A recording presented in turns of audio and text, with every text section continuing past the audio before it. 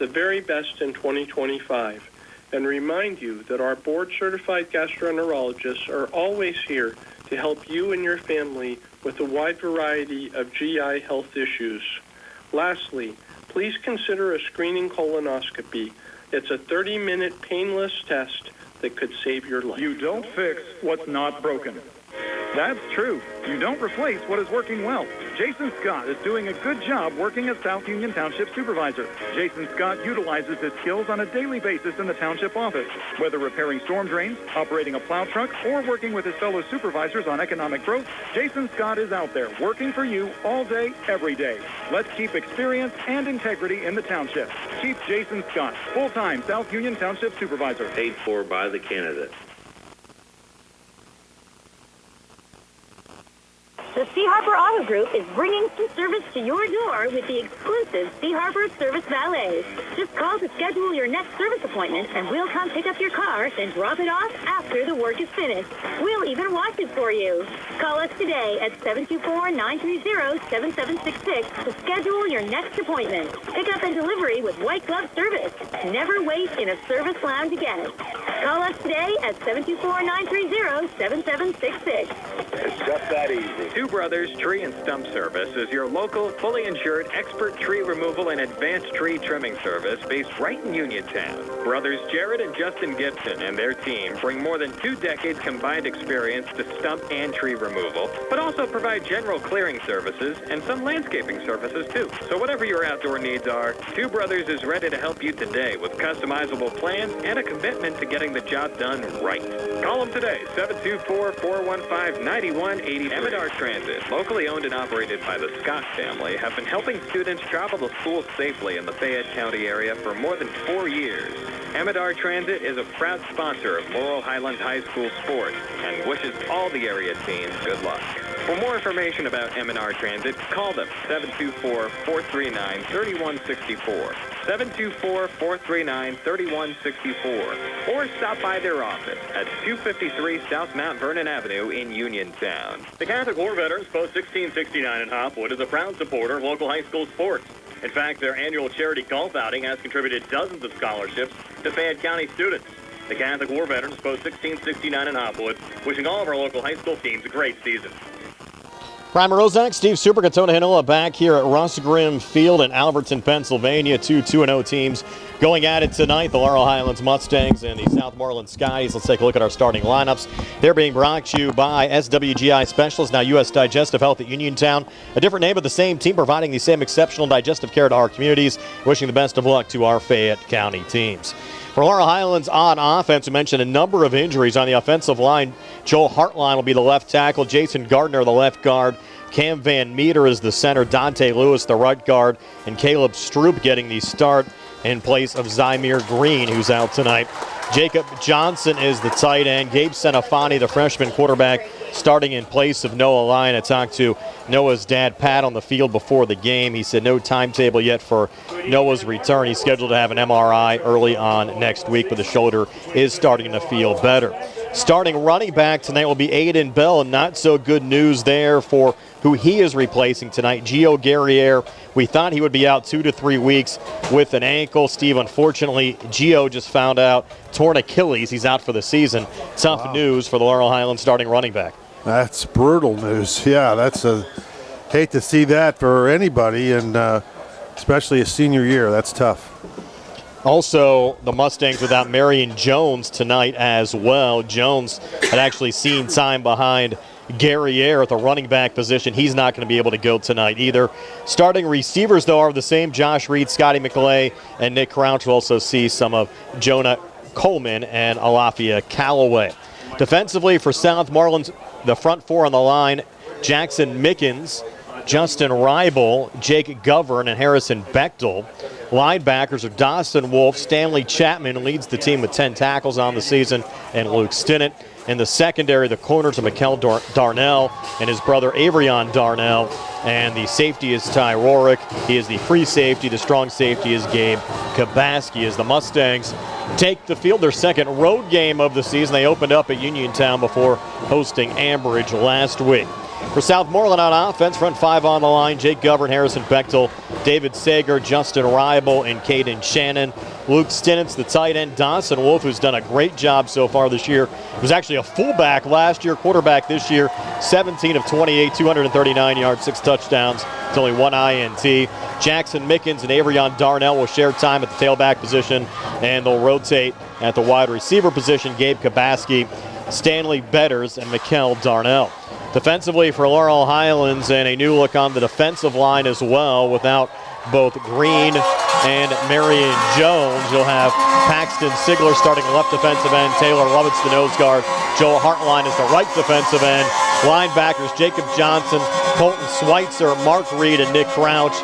The secondary, Alafia Callaway, Donovan Lynn, Scotty McClay, and Josh Reed. Of course, the secondary loses Gio Guerrier as well. Jonah Coleman will come in as the nickelback. He had an interception last week against Ambridge. And a great crowd on hand here for the Scotties and the Mustangs. Southmoreland decked out in their home blacks with red numbers, white trim, white pants. And how about those white numbers on the black helmets as well, Steve? A very slick look.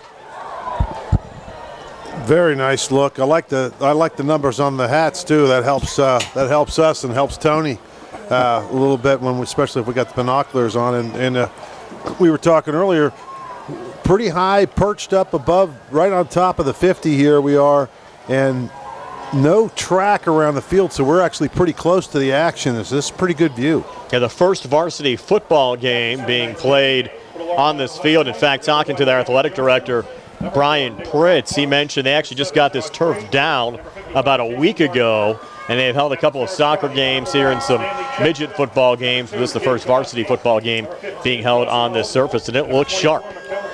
It does. They got the dark green and light green every other 5 yards. It kind of gives a nice, pretty cool look to it, and obviously it's brand new, so it's going to be a nice fast track for these kids. The game time temperature around 70 degrees under cloudy skies. We're expecting to see some rain later on tonight, but hopefully after this game is all said and done. Southmoreland won the toss. They have deferred, so Laurel Highlands will get the football here to start the game. Mustangs will work left to right as we describe it. One of 2 games in our WNBS platforms tonight. We'll have some check-ins as well and some out-of-town scoreboard reports brought to you by the sports medicine team at the WVU Medicine Uniontown Hospital. That national road rivalry game tonight between Brownsville and Uniontown. It's also Hall of Fame night for Uniontown as well. TJ DeStefano and Gary Frankhauser bringing you that game here on our WNBS platforms as well. Again, I'm Brian Morozak with Steve Superk, Tony Hanola, Carl Childs behind the camera on our YouTube live video feed, and Nick Barczyk back inside our Davis & Davis Attorneys at Law studios. Nice to have you along with us for a Friday night of high school football here on WNBS. The Mustangs sending back deep to receive the kick, number 13, Jonah Coleman, and number 4, Nick Crouch. Crouch on the near side, Coleman on the far side. Liam Smith will send it away for Southmoreland, wearing number 87. Liam Smith. In a packed house here at Russ Grimm Field for the Scotties and the Mustangs, 2 2-0 teams going at it. Southmoreland with wins over East Allegheny and Valley. Again, the Mustangs wins over Uniontown and Ambridge. And Smith, who's a left-footed kicker, with the run-up, and he'll send it away, and it'll go to Coleman on a line drive at the 15, who will flip it back to Crouch here at the 11. Crouch looking for running room, more going side to side, and that is not going to work as Crouch brought down right around the 18-yard line. That's where Laurel Highlands will start 1st and 10. And Steve, we talked about this freshman quarterback, Gabe Senafani, came in last week in relief of the Mustangs' normal starter. Noah Lyon was impressive, 9 of 12 for 104 yards, a touchdown and an interception. I thought he was terrific last week. He really was poised, threw the ball nicely, did not turn it over. I had the 1 interception, but it wasn't, really just, I thought he took care of things very, very well. And like we talked about, now he's had a week to think about being in there. Last week he got in there and probably wasn't even expected to play. And now he's and the snap goes back. Nobody was expecting it. Aiden Bell into the end zone, but Southmoreland that's going to recover for the game's first score, a Scotty's defensive touchdown 15 seconds into the game. Well, we just talked about it. He had a week to think about it, and he forgot to think about getting that snap. The snap came back. He was looking to his left to adjust the receivers, so there's some miscommunication going on there. And you don't know if you don't know what happened. Obviously, those are the guys on the field would only be the ones that would know. But that's just an unfortunate mishap. The snap came back just to his right shoulder, and trying to get the number of the person recovered. There's a. They're going to say it's Luke Stinnett who had the recovery, and they're going to go for 2 here on the conversion, and a little screen out to the far side. Mustangs have it read well, so the 2-point conversion no good, but goes to Luke Stinnett. Fumble recovery for a touchdown in Southmoreland. 15 seconds in, a 6-0 lead over Laurel Highlands here on the C. Harper Auto Group High School Sports Network. Back in 60 seconds. Hey everybody, Friday night under the lights are back. High school football is more than a game. It's about community, teamwork, and pride. Just like our local heroes who serve our nation. Fayette County Recorder of Deeds is proud to honor our veterans with the Veteran ID program. By recording your DD214, veterans can receive a secure photo ID and access discounts at participating local businesses. Support our student athletes. Support our veterans. Together we build a stronger Fayette County. Attorneys Bobby Gordon, Shane Gannon, and Tim Witt at Watson Mundorf LLP wish the Laurel Highlands Mustangs and all of our local teams the best of luck this year. Watson Mundorf is a premier regional law firm whose experience and expertise empower it to not only be an advocate for its clients, but also provide them with exceptional service to exceed expectations. With offices in Uniontown and Connellsville, they are local and here to serve you. Call 724-626-8882 for attorneys Bobby Gordon, Shane Gannon, and Tim Witt.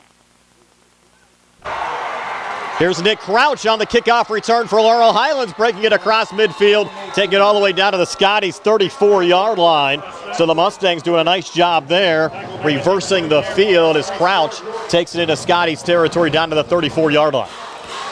Well, a lot of action for early in this game and no offensive snap. Well, I guess there was technically one that went back into the end zone for a touchdown for the Scotties. If you remember last week, though, Steve, the Mustangs gave up the opening kick return for a touchdown by Ambridge and still rallied back for a 12-7 win, and they'll have to play from behind here against Southmoreland, down 6-0 early on as they sent Scotty McLeay in motion, but an inside handoff to Aiden Bell going nowhere, just ran into Dawson Wolf and the Southmoreland defensive line. Wolf, a 6'2", 210-pound junior, also the team's starting quarterback. Yeah, Wolf just came in from the linebacker position. He was kind of on the left side or the right side of their defense.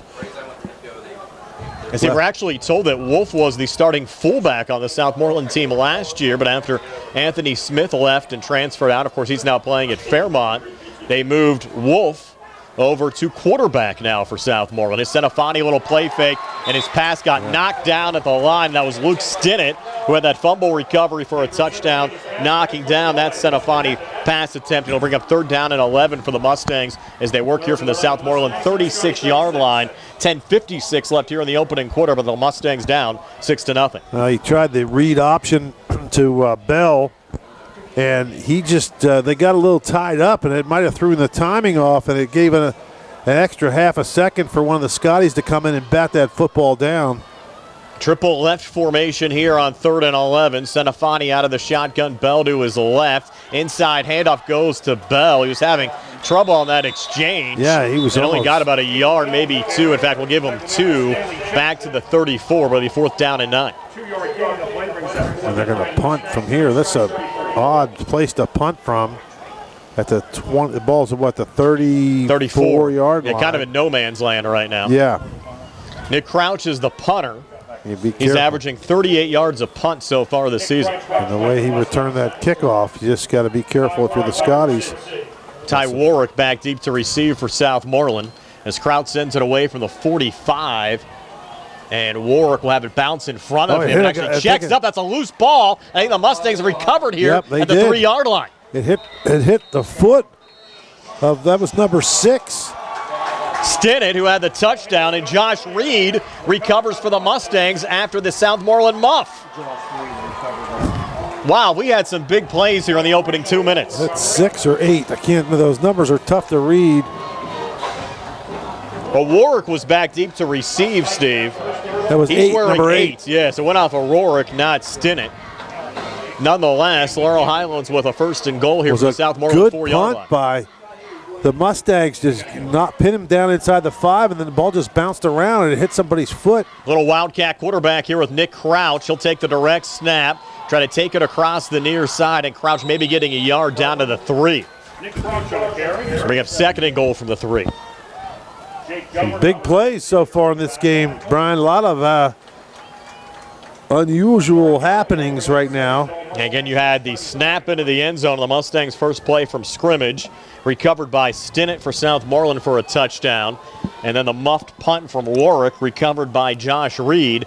And now the Mustangs with a 2nd and goal from the 3. Crouch remains the Wildcat quarterback. Surge up the middle, breaks a tackle, and he's into the end zone to tie this game up at 6. Nick Crouch here at the 9:36 mark of the 1st. 3-yard touchdown run. Good job by Crouch. He got hit about right at the line of scrimmage and spun out of the tackle and was able to spin around. And when he did, there was nobody in front of him.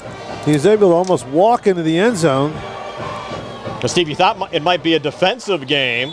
Here we are, 6-6, 2 touchdowns scored in the opening 2 minutes and 24 seconds. One of them was a defensive touchdown, though. And now Jackson Nairn to give the Mustangs the lead. The kick is up on the way, and that kick is good. So Laurel Highlands a 7-6 lead over Southmoreland. 9:36 left here in the 1st. We're back in 60 here on the CR Product Group High School Sports Night.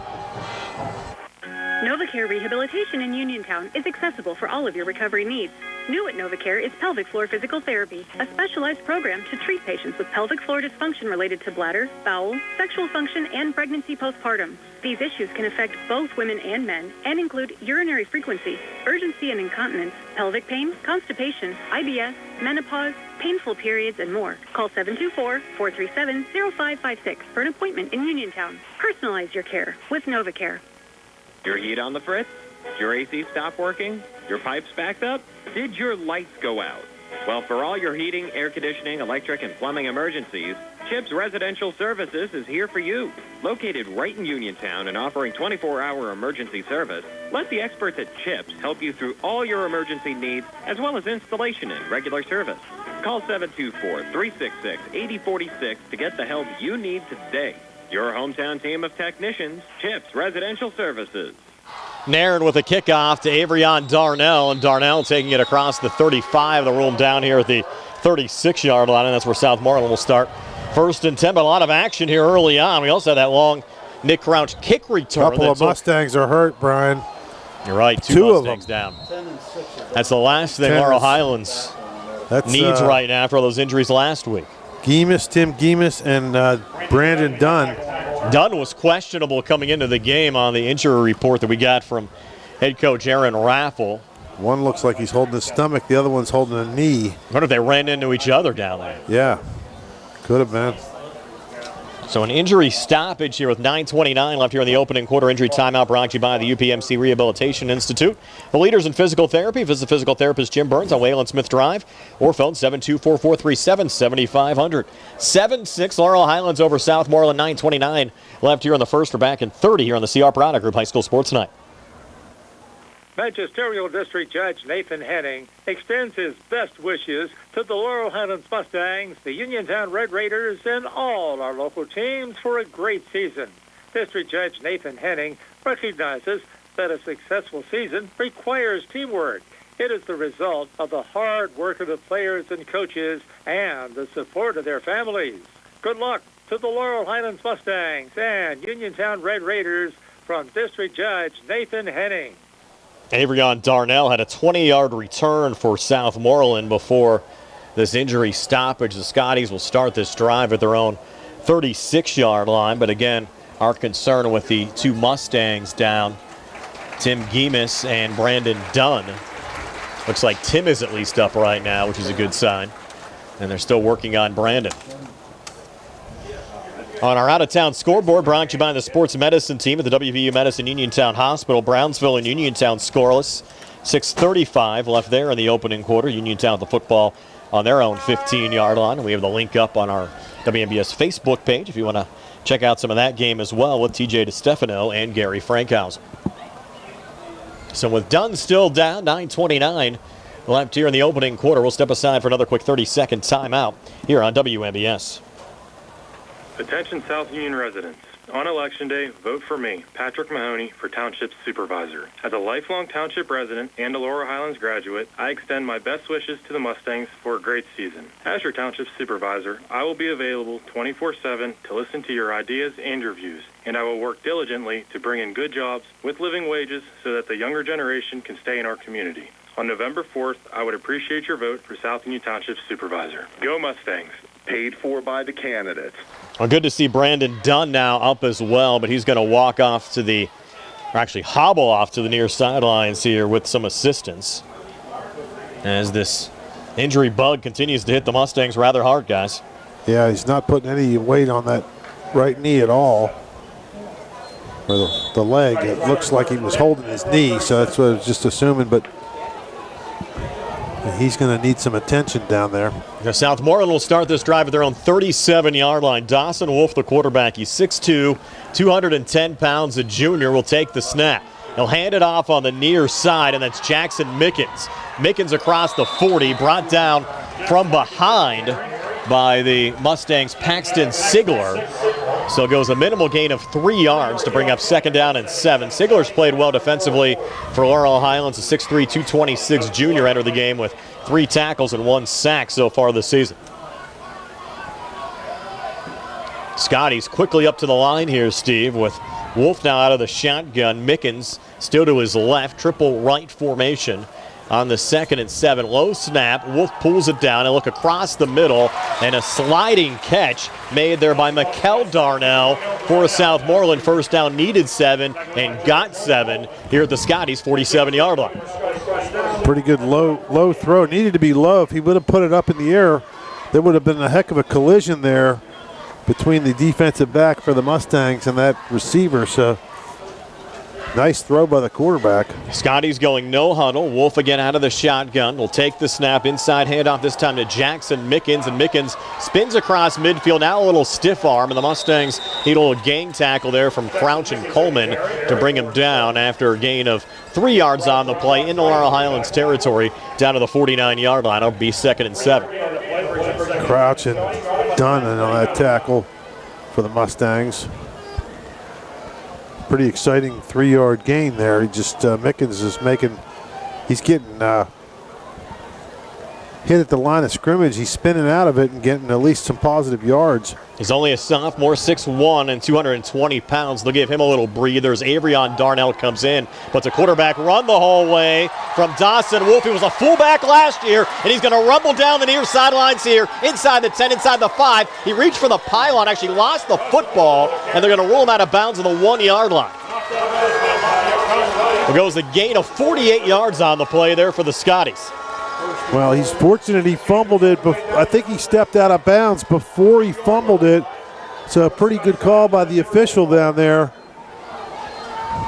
And they're going to respot the football now at the Laurel Highlands 2-yard line here on the near hash mark. It'll be 1st and goal for Southmoreland with 7:41 left here in the opening quarter. Laurel Highlands a 7-6 lead, but Southmoreland knocking on the door right now. Boy, a lot of action first quarter so far. Now the Scotties come to the line. Wolf out of the shotgun. Now he's going to reposition Avrion Darnell off to his left.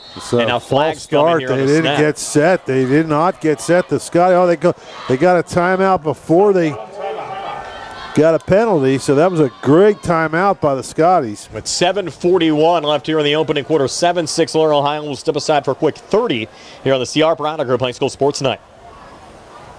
Just as your local State Farm agent combines good neighbor service with surprisingly great rates, you can combine your home and auto. And guess what you'll get?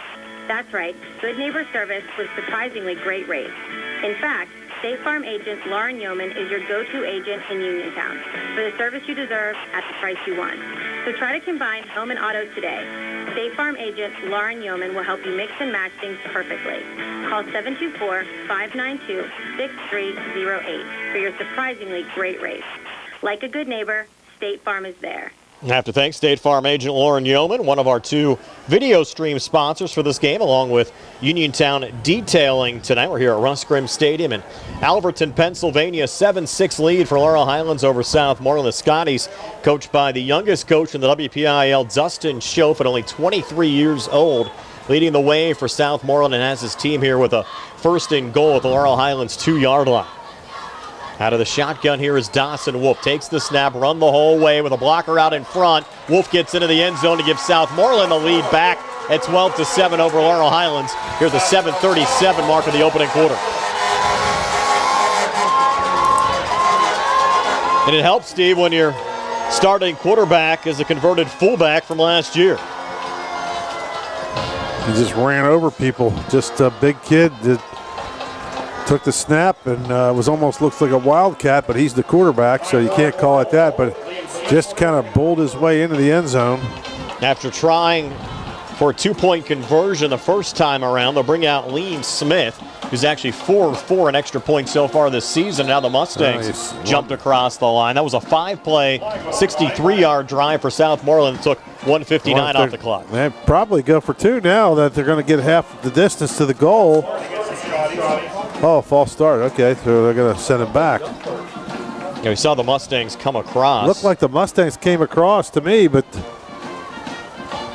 now they're going to force the kick from a little farther back. Be about a 25-yard extra points. Must be having some scoreboard issues over at Bill Power Stadium tonight. They have the score at 1-0. We know that's not true. Now flags come in here again. Now the Mustangs jumped again. It looked like that was 16. That was Fowler. I believe it's... No, that was 15. That was Schweitzer. So now we're back to where we started. Put it back down for a normal extra point here, about 21 yards. Actually, might be a little bit farther out, Steve. If you go back on the 5, then it's half the distance to the goal line, but still no reason to haggle over about a yard and a half. And the extra point now is on the way and good from Liam Smith. So Southmoreland leads Laurel Highlands 13-7. 7:37 left here in the opening quarter. We're back at 60 on the CR Parada Group High School Sports Night. Does your car sound like it's saying, "Trade me in, trade me in," every time you start it up? Well, go to Ford of Uniontown and trade it in. That's right, your Uniontown Ford dealer is ready to assist you with a new or pre-owned car, truck, or SUV purchase. Ford of Uniontown has all the deals, all the inventory, and they are ready to deal. It has never been a better time to buy a Ford.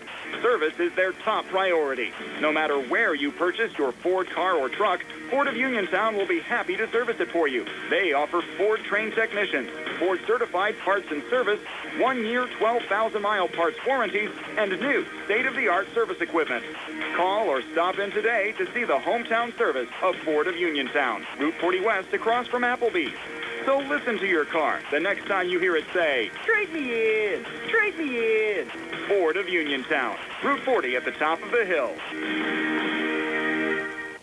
Back here at Russ Grimm Field in Alberton, Pennsylvania. The kickoff from Liam Smith will go back to Nick Crouch to the 15-yard line.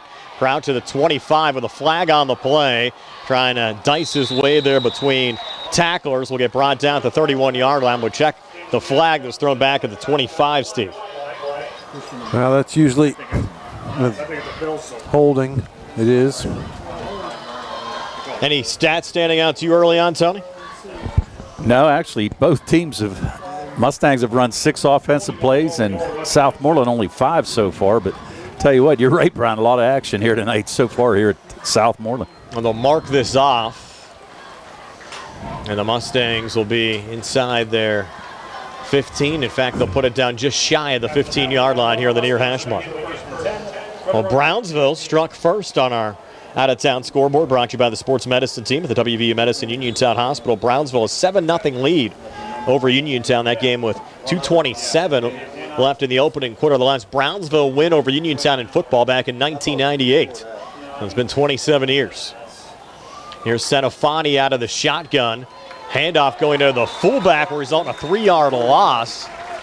That was Easton Van Meter getting the carry. First carry for Van Meter so far this season, only a freshman, 5'6", 227 pounds. We didn't expect to see him tonight, Steve. Good looking back. He just nice stocky. Almost looks like Jerome Bettis back there. Just big legs and just couldn't get a head of steam going. Again, the exchanges have been a little bit rushed and a little bit untidy, I would say. They're just kind of having a little tough time. 2nd and 13. Pass complete near side. Here's Senafani to Nick Crouch. Up to the 17-yard line. Gain of 4 on the play. We'll bring up 3rd down and 9. That was a dangerous throw. Little in route by Crouch, and there was a defender right there where the ball just flew right by his face mask. He probably wasn't expecting a pass to come in that quickly. Now, the one thing about Senafani, though, Steve, he's not afraid to take some chances out there. No. That was the most impressive thing last week, was his ability to throw the ball down the field and across the middle. He was not afraid to do it. Mustangs with a little banana bunch here, set up on the near side. Single coverage off to the far side. Southmoreland showing blitz. They're going to come after the freshman quarterback who heaves it across the middle and was rushed on the throw. Intended there for Scotty McLeay. The pass a bit behind him will fall incomplete and bring up 4th down. And the Mustangs will bring out the punting unit. He's flicking his right hand. It might have hit a helmet. That's one thing with the quarterbacks. Yeah, that's dangerous. You know, he threw it on the follow through. Those helmets are coming in. Well, Nick Crouch would be the next man up for quarterback if Senafani's dinged up, and Crouch is the punter right now. Seems like Crouch has played about every position on the field for the Mustangs here through 3 games so far this season. He'll send away this punt. Again, Darnell muffs it, and the Mustangs pick it up again. Second muffed punt for Southmoreland. Recovered there by Jacob Johnson at the Laurel Highlands 48-yard line. They actually changed the punt returner there, Steve. Earlier on, they had Warwick back there, and now they switch things up, put Mikel Darnell back there, and he muffs the punt. It was a good high punt, a knuckle, kind of a punch knuckle, and it was just kind of floating down, and it was didn't have a lot of spin on it, so those sometimes are, you know, they could just kind of flip around a little bit. Kind of reminds me of the Chartiers Valley game last year, or was that the Mount Pleasant game where we had all those muff punts? Might have been Mount Pleasant last year where there was about 5 or 6 muff punts during the course of that game. Senafani remains in as the quarterback as Crouch comes in motion, and the handoff will go here to Aiden Bell, and Bell will lose a yard back to the 46, and that'll bring up 2nd down and 11. And we mentioned the Southmoreland defensive coordinator is Rich Colasar, who was the head coach of Laurel Highlands the last 6 seasons. You'd have to think Colasar knows this Mustang offense pretty well, Steve. Well, new coach comes in and they change it a little bit. You're going to have some different tendencies. Let's just say he knows the personnel, right? Correct. Know the kids. And, of course, the Southmoreland defense coming into this game and yielded only 1 touchdown. Of course, gave up the run to Nick Crouch earlier as Reed comes in motion. Handoff goes to Crouch. Tough running there between the tackles. And Crouch maybe got a yard back to the original line of scrimmage to bring up 3rd down and 10. Well, you're right. That Crouch is doing everything for the Mustangs. He's working his tail off out there, and he is going to be one tired kid tonight. Look, he's taking his helmet off, and now something's wrong with Crouch, Brian. He's going down to a knee, took his helmet off. And not sure what happened there. And Crouch quickly with the helmet back on, but he's going to check out of the game. Well, doesn't he have to come out if the helmet comes off? He's going to have to check out, no doubt. Southmoreland huddling on the far side. The only thing he hasn't done so far in this game is sell hot dogs. Well, I think I saw him with a pizza earlier. Did he have a pizza earlier? Okay. He might want to get hydrated real quickly now, and he's going to run over and get a little water bottle here. See the Gatorade guy. Yeah. I think he might be trying to get rid of a hot dog now, to be honest with you. Maybe too much pizza before the game. Well, 3rd and 10, and now without Nick Crouch in the game, we'll see what the Mustangs can do. They have Reed and McLeay out to the far side. Jonah Coleman lone wide out to the near side. Senafani out of the shotgun.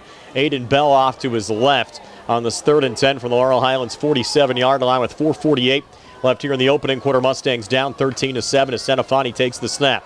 Rolls far side. Senafani stops. Heaves it down the field in a single coverage intended for McLeay and knocked away by the Southmoreland defensive back over there on the far sidelines. Cam Lee. Yep, number 17, the 5'10", 180-pound senior. That was a nice play. Good throw down the sideline. Just great coverage by the Scotties.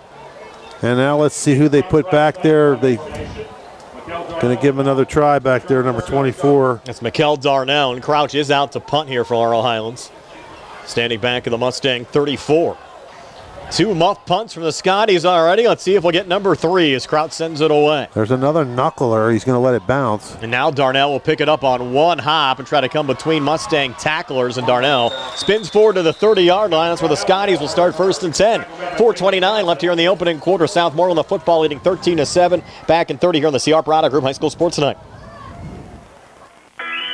Ready to score your next home? Well, great news. Huge savings are waiting for you at Clayton Homes of Bell Vernon. From open floor plan, perfect for game day parties, to energy-efficient homes that will help you save money all season long, these homes are built to deliver. Don't wait on the sidelines. Make the winning play today and find the home that fits your family and lifestyle. Visit Clayton Homes of Bell Vernon at 4500 Route 51. Southmoreland now going to work, leading Laurel Highlands by a score of 13-7. 4:29 left here in the opening quarter. Dawson Wolf back out of the shotgun, takes the snap, looks near side, and the pass too far out in front of Ty Warwick and falls incomplete. Warwick, the 6', 185-pound senior, came into the game 2 receptions for 26 yards. It'll be 2nd and 10. Wow, it's great anticipation by our MVP so far, Nick Crouch. He was out there on the right defensive end. He's just kind of waited, saw the pass coming, and jumped up and batted it, kind of just nicked it. Dawson Wolf back out of the shotgun now, 2nd and 10 from the Scotties 24-yard line. Tried a little pitch pass going forward there to Mikkel Darnell, and Darnell able to break a couple of tackles and get close to a Southmoreland 1st down, but as Steve said, this one likely coming back. Illegal motion. Surprised they didn't blow that dead before they play.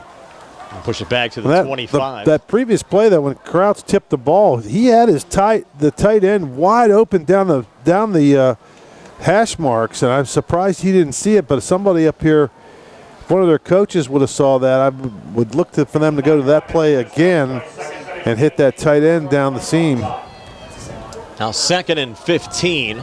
Line of scrimmage, the Southmoreland 25. 4:18 left here in the opening quarter. Southmoreland, the football, leading Laurel Highlands 13-7. Mustangs do not have a safety in the middle of the field other than one out to the left. Wolf takes the snap, has some time to look across the middle, and taking a hard hit there was Darnell. He was able to bring it in at the 32-yard line for a gain of 7 on the play. So Mikkel Darnell getting 7 of the 15 needed there for the Scotties. It'll be 3rd down and 8. 7-yard gain of play brings it. He took a shot coming across the middle. Yeah, it's funny. You watch NFL games. That might have been a penalty in an NFL game, right? Targeting, yeah. And let that one go, and now 3rd and 8 here for Southmoreland from the Scotties 32. Wolf back out of the shotgun, takes the snap again. Now step up in the pocket, flag on the play. Wolf will look to run. He has the 1st down and actually was able to take it all the way down to midfield. Would have been a gain of 18 on the play, but this one likely coming back again. It's going to be a holding penalty here against Southmoreland. Wow, the Scotties, couple penalties that, of course, no time is a good time for a penalty, but that was after a big gain. That's a tough one. It was 3rd and 8. And a spot foul will push this back to the 22-yard line and make it 3rd and 18. Southmoreland will need their own 40 for a 1st down. Steve, also on the Southmoreland coaching staff, Frank Messino, who's been a long-time Southmoreland basketball coach, was a football assistant last year at Bell Vernon, but now he says making Southmoreland his true home as an assistant football coach and still will be coaching basketball come this winter. Always a nice guy to talk to as well. Wolf back out of the shotgun, 3rd and 18. Pressure coming right up the middle. Heaves it out deep on the far side, and the pass is caught at midfield. What a catch there. Going up for that one and bringing it down in traffic, Stanley Betters. Just a better play by the defense than the offense. That time it was a good throw. Good coverage by the Mustangs, and he just jumped up there. You know on purpose, Steve, better play by Betters? Sure. Brings it down to the Southmoreland 49. What a catch there from the 5'10", 160-pound senior. Just his 2nd catch of the season. but came in a big way on a 3rd and 18 to keep the drive alive for Southmoreland with 3:04 left here in the opening quarter. Now back on the ground is Avrion Darnell, bouncing off a couple of defenders and then surging forward down the Laurel Highlands 45-yard line, gain of 6 for the younger Darnell. Avrion, just a sophomore, came into the game, though, averaging 9 yards a carry, 15 carries for 137 yards and a touchdown. A nice run there to bring up 2nd down, and we'll call it a long 4. Didn't get a great spot there. They actually spotted it closer to the Laurel Highlands 46.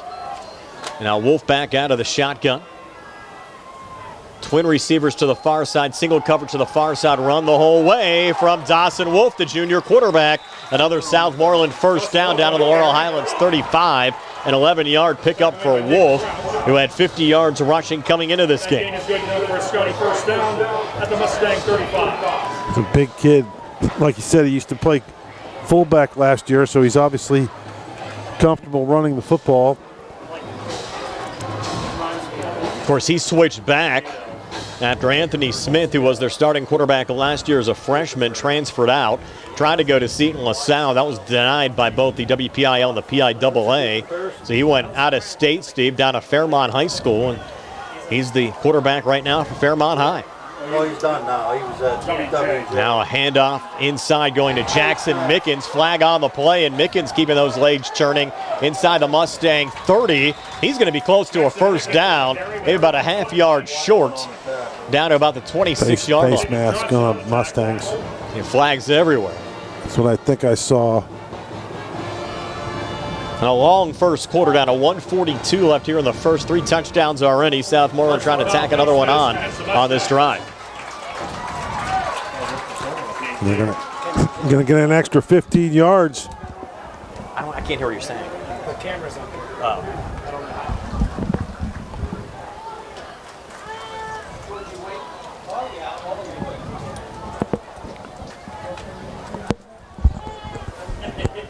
All right, Soup, it's you and I. Brian's got a little trouble here. Brian's So got some trouble.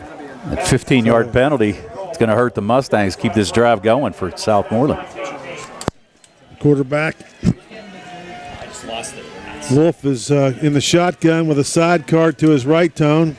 He's going to take a look and throw it to the end zone in the corner. And the receiver is there, and he caught the ball, but he was just out of bounds. Good coverage. That was close, Tone. That was extremely close. I actually thought he might have drugged that foot, but good thing we don't have replay because that might have been a touchdown. Yeah, I think Southmoreland probably would have gone to the camera if that was the case on that one. It was a nice throw, though. Nice pump fake by Wolf to get the defender to bite just a hair. Just overthrew it maybe by a half a yard. Scotties are looking now to the sideline to get a play. At 2nd down and 10 from their own, call it the 13-yard line. A high snap, they give to the running back. He's got room. He's going to bust right up the middle, Tone, and he crawls into the end zone. They're going to call it a touchdown. That's Avrion Darnell. Yeah, I don't know. He might have, that's a replay there, might have stopped him at the 1, but nevertheless, it would have been 1st and goal from the inch line. So a touchdown for the Scotties. Yeah, and Darnell with a pretty nice run. And you're right, Steve. I thought he got that knee down just a hair, but the referee said he was in. So on a 13-yard touchdown run, Darnell adds to the total for Southmoreland. Same referee that didn't give him the catch over there, so maybe he felt guilty, Tom. Now Liam in for the extra point, Liam Smith, and he kicks it up. It's a low liner, but it's through. So the Scotties take a 20-7 lead with 1:27 left in the first quarter. Long first quarter, Tone. Big time long. Well, you figure how many penalties so far for each team? 4 for each team. So it's kind of slowed the action down a little bit, Steve. A lot of penalties, a lot of big plays, couple injuries. The Scotties will kick off, and now, Tone, I was out today, out and about on the golf course, and it was very, very windy today. I don't know if you noticed that when you were out and around, but the wind seems to have died down. The trees are not moving at all, so it's pretty calm out there now. Yeah, it was interesting. They were calling for 20 to 30-mile-an-hour winds for this game, and I thought, okay, this could be a little trouble for both teams, especially for the Mustangs trying to throw. But you're right, it's pretty dead out there air-wise. And yeah, you look at the trees. The leaves are on the trees. There's no movement at all. And Brian and Carl are having trouble with the camera. They're trying to apologize. We had a bad power strip here, guys, so we're trying to get things rectified. But you're still on the tape delay broadcast. There you go. There we go. So Smith will kick off. He's putting these little punch knuckle kind of floaters down there. Let's see what he does here. This one's a little liner to the other side of the field. And that's Crouch again. Is that Crouch? No, it's Scotty McClay on the return. Yeah. Pretty nice return. They're trying to strip the ball from him. Still getting muscled.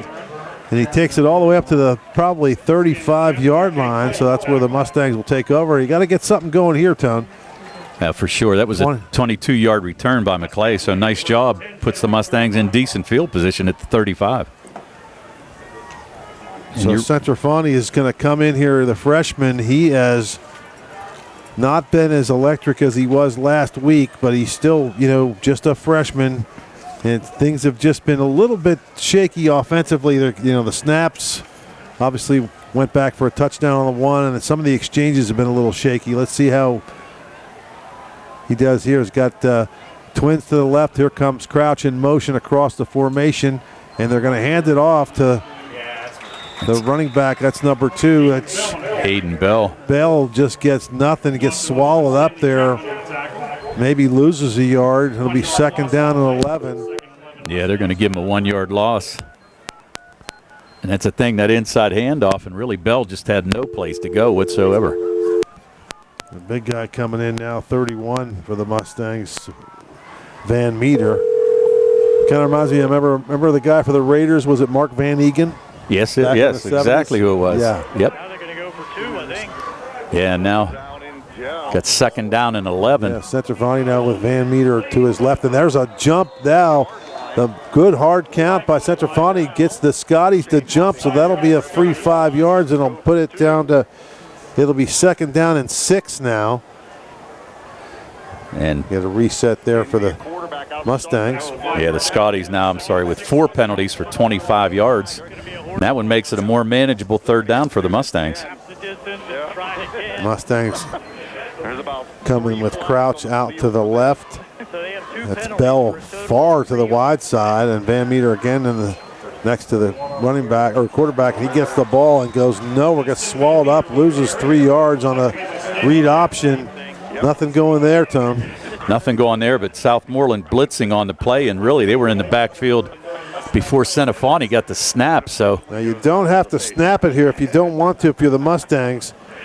Well, if I'm the Mustangs, yeah, I'm letting it run out. 10 seconds left, and the clock is going to run out. But they're coming out of the huddle. I wonder if they realize how much time now. He's looking back at the clock, which is to his other shoulder, and I don't think he sees it. I think they're going to let the clock run out.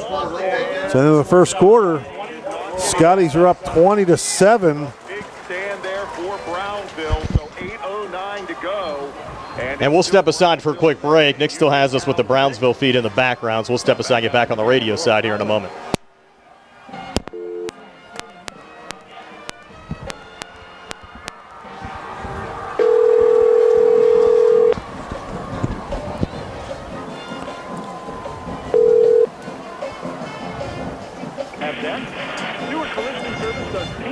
Repair.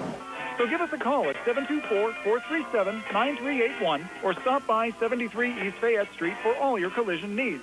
We work with all insurances. Stewart Collision supports our local high school sports team and wish you the best this season. That's Stewart Collision Service, 73 East Fayette Street in Uniontown, 724-437-9381.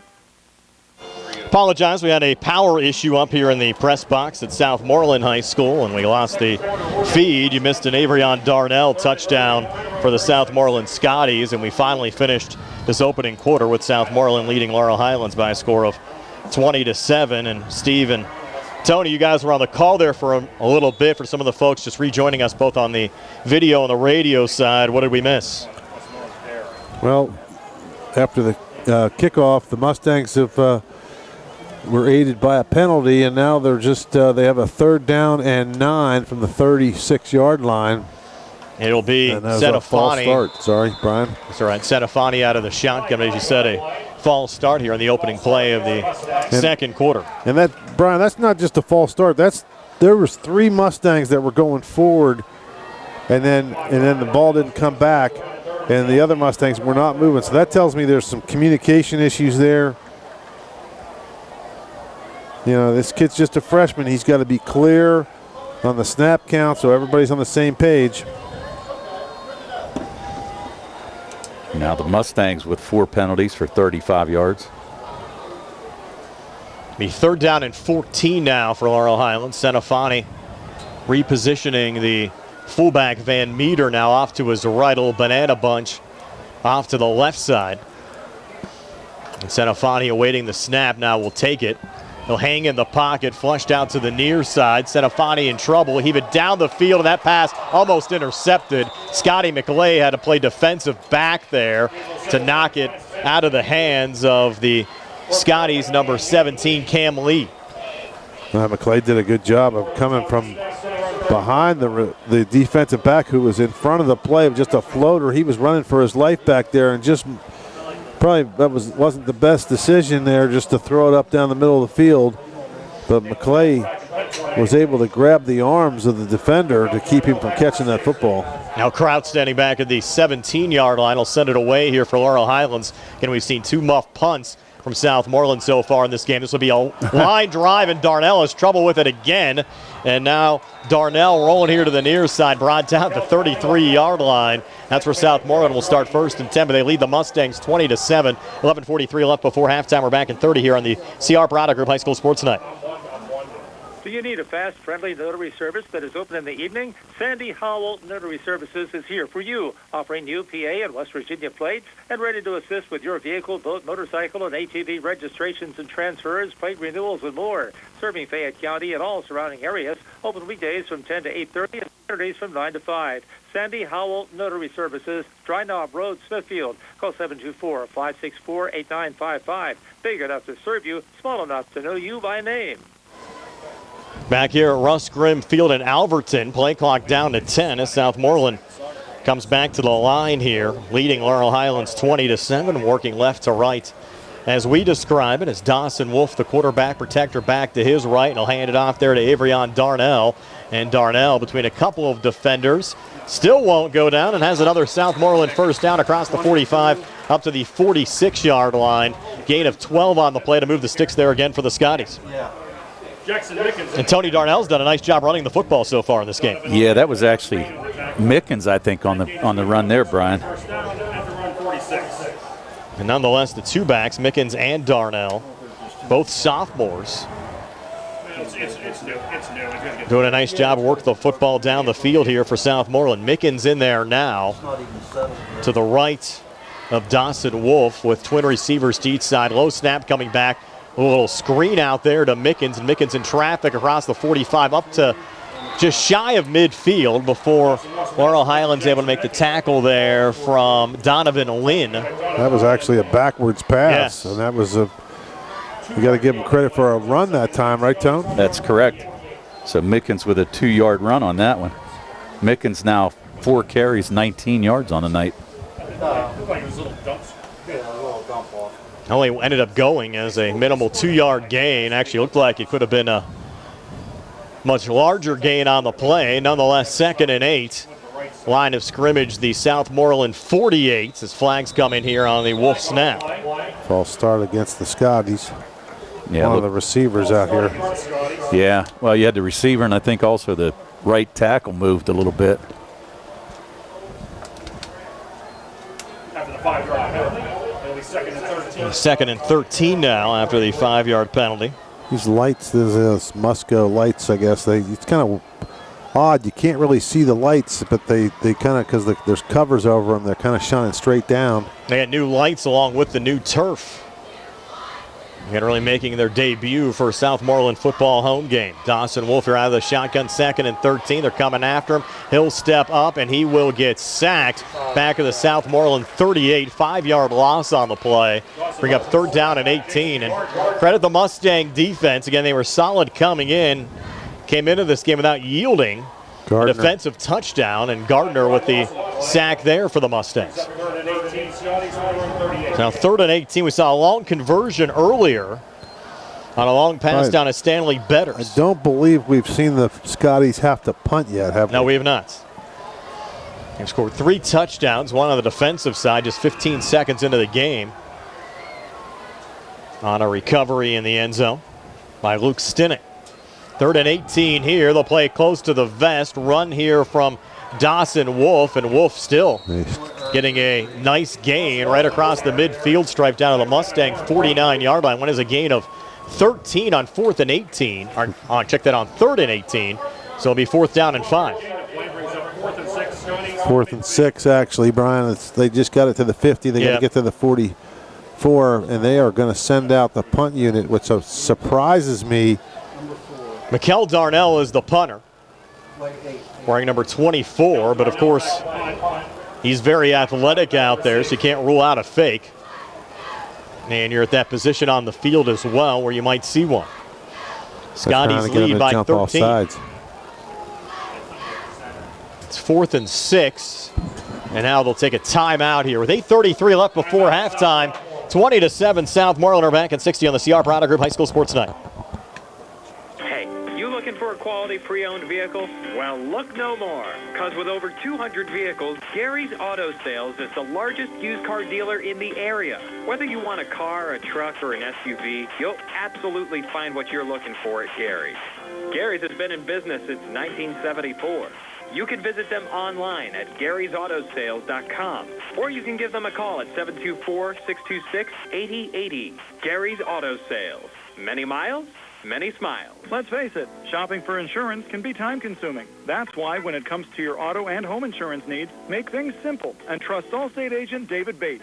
He'll help you get the coverage that fits your needs while helping you bundle your auto and home. Bundling saves you money, but it also saves you time, so you can enjoy things that matter most even more. Contact Uniontown Allstate agent David Bates at 724-439-9700 for a free personalized insurance proposal. Allstate, are you in good hands? Not available in every state. Subject to terms, conditions, and availability. Savings vary.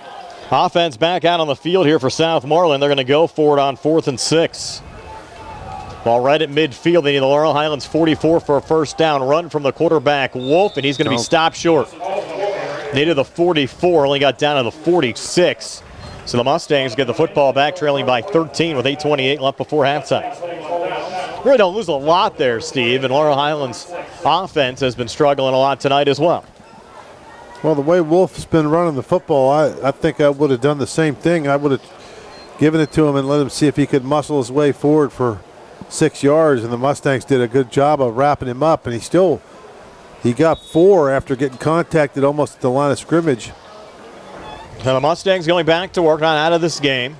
Down 20-7 to Southmoreland, 8:28 left before halftime. Remember back a couple of years ago, back in 2021, when these two teams played here, the Mustangs won a 28-21 game in which they trailed throughout some of that contest as well.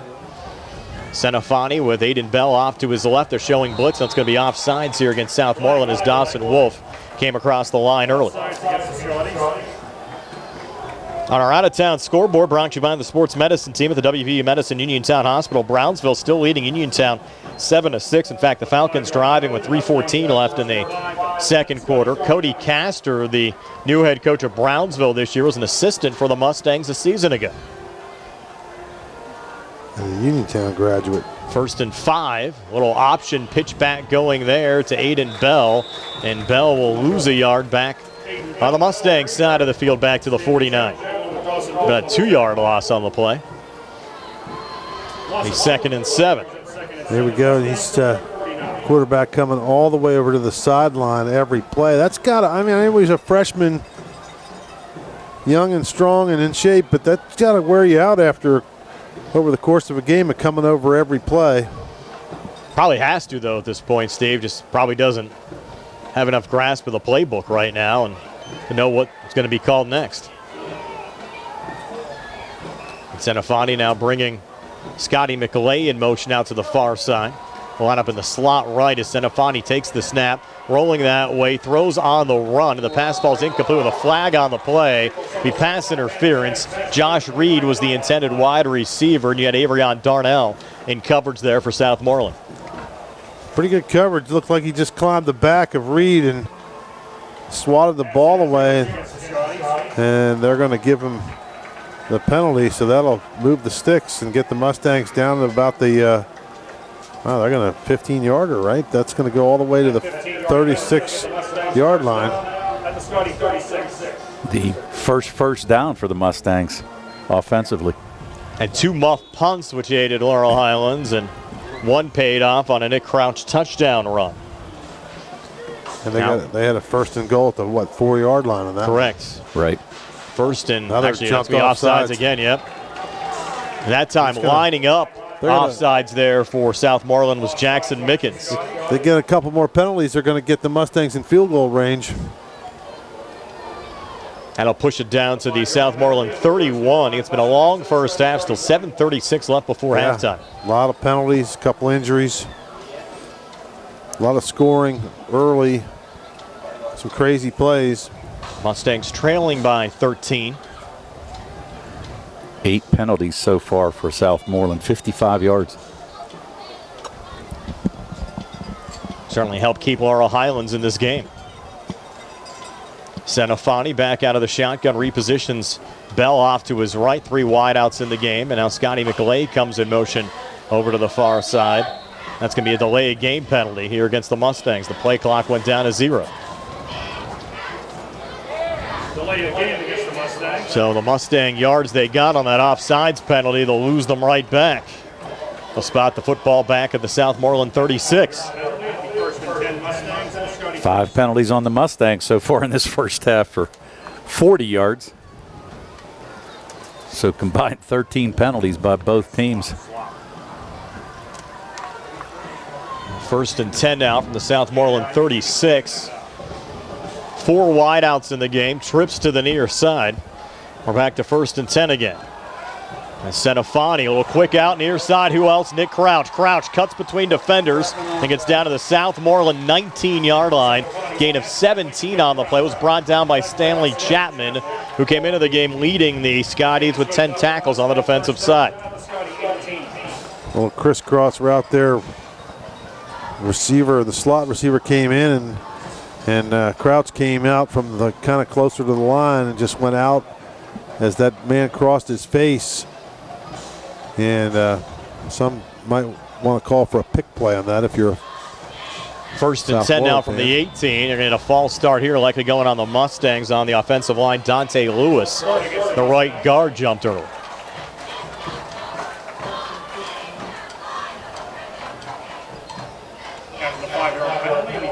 Now 1st and 15. Line of scrimmage now the Scotties 23. Senafani with Aiden Bell off to his right. 3 wideouts in the game. Senafani takes the snap, little option play, back to Bell. Flag on the play, and Bell loses 2 back to the 25. That's got to be a holding penalty, I would think. You're right. They might decline that one. Well, that was 1st down, so you got to send them back, I guess. Oh, it's 1st and 15. It would have been 2nd and 17 after the loss. If they accept, you're looking at 1st and 25. They need close to the 8-yard line for a 1st down. They'll push it back to the 33. She'll have just that. 1st and 25 now for Laurel Highlands. 6:58 left before halftime. Southmoreland a 20-7 lead over Laurel Highlands. Mustangs break huddle. Now we're going to have a timeout. Timeout taken by Laurel Highlands. 6:58 left before halftime. 20-7. Southmoreland leads it. We're back in 60 on the CR Parada Group High School Sports Night. Amidar Transit, locally owned and operated by the Scott family, have been helping students travel to school safely in the Fayette County area for more than 4 years. Amidar Transit is a proud sponsor of Laurel Highlands High School sports and wishes all the area teams good luck.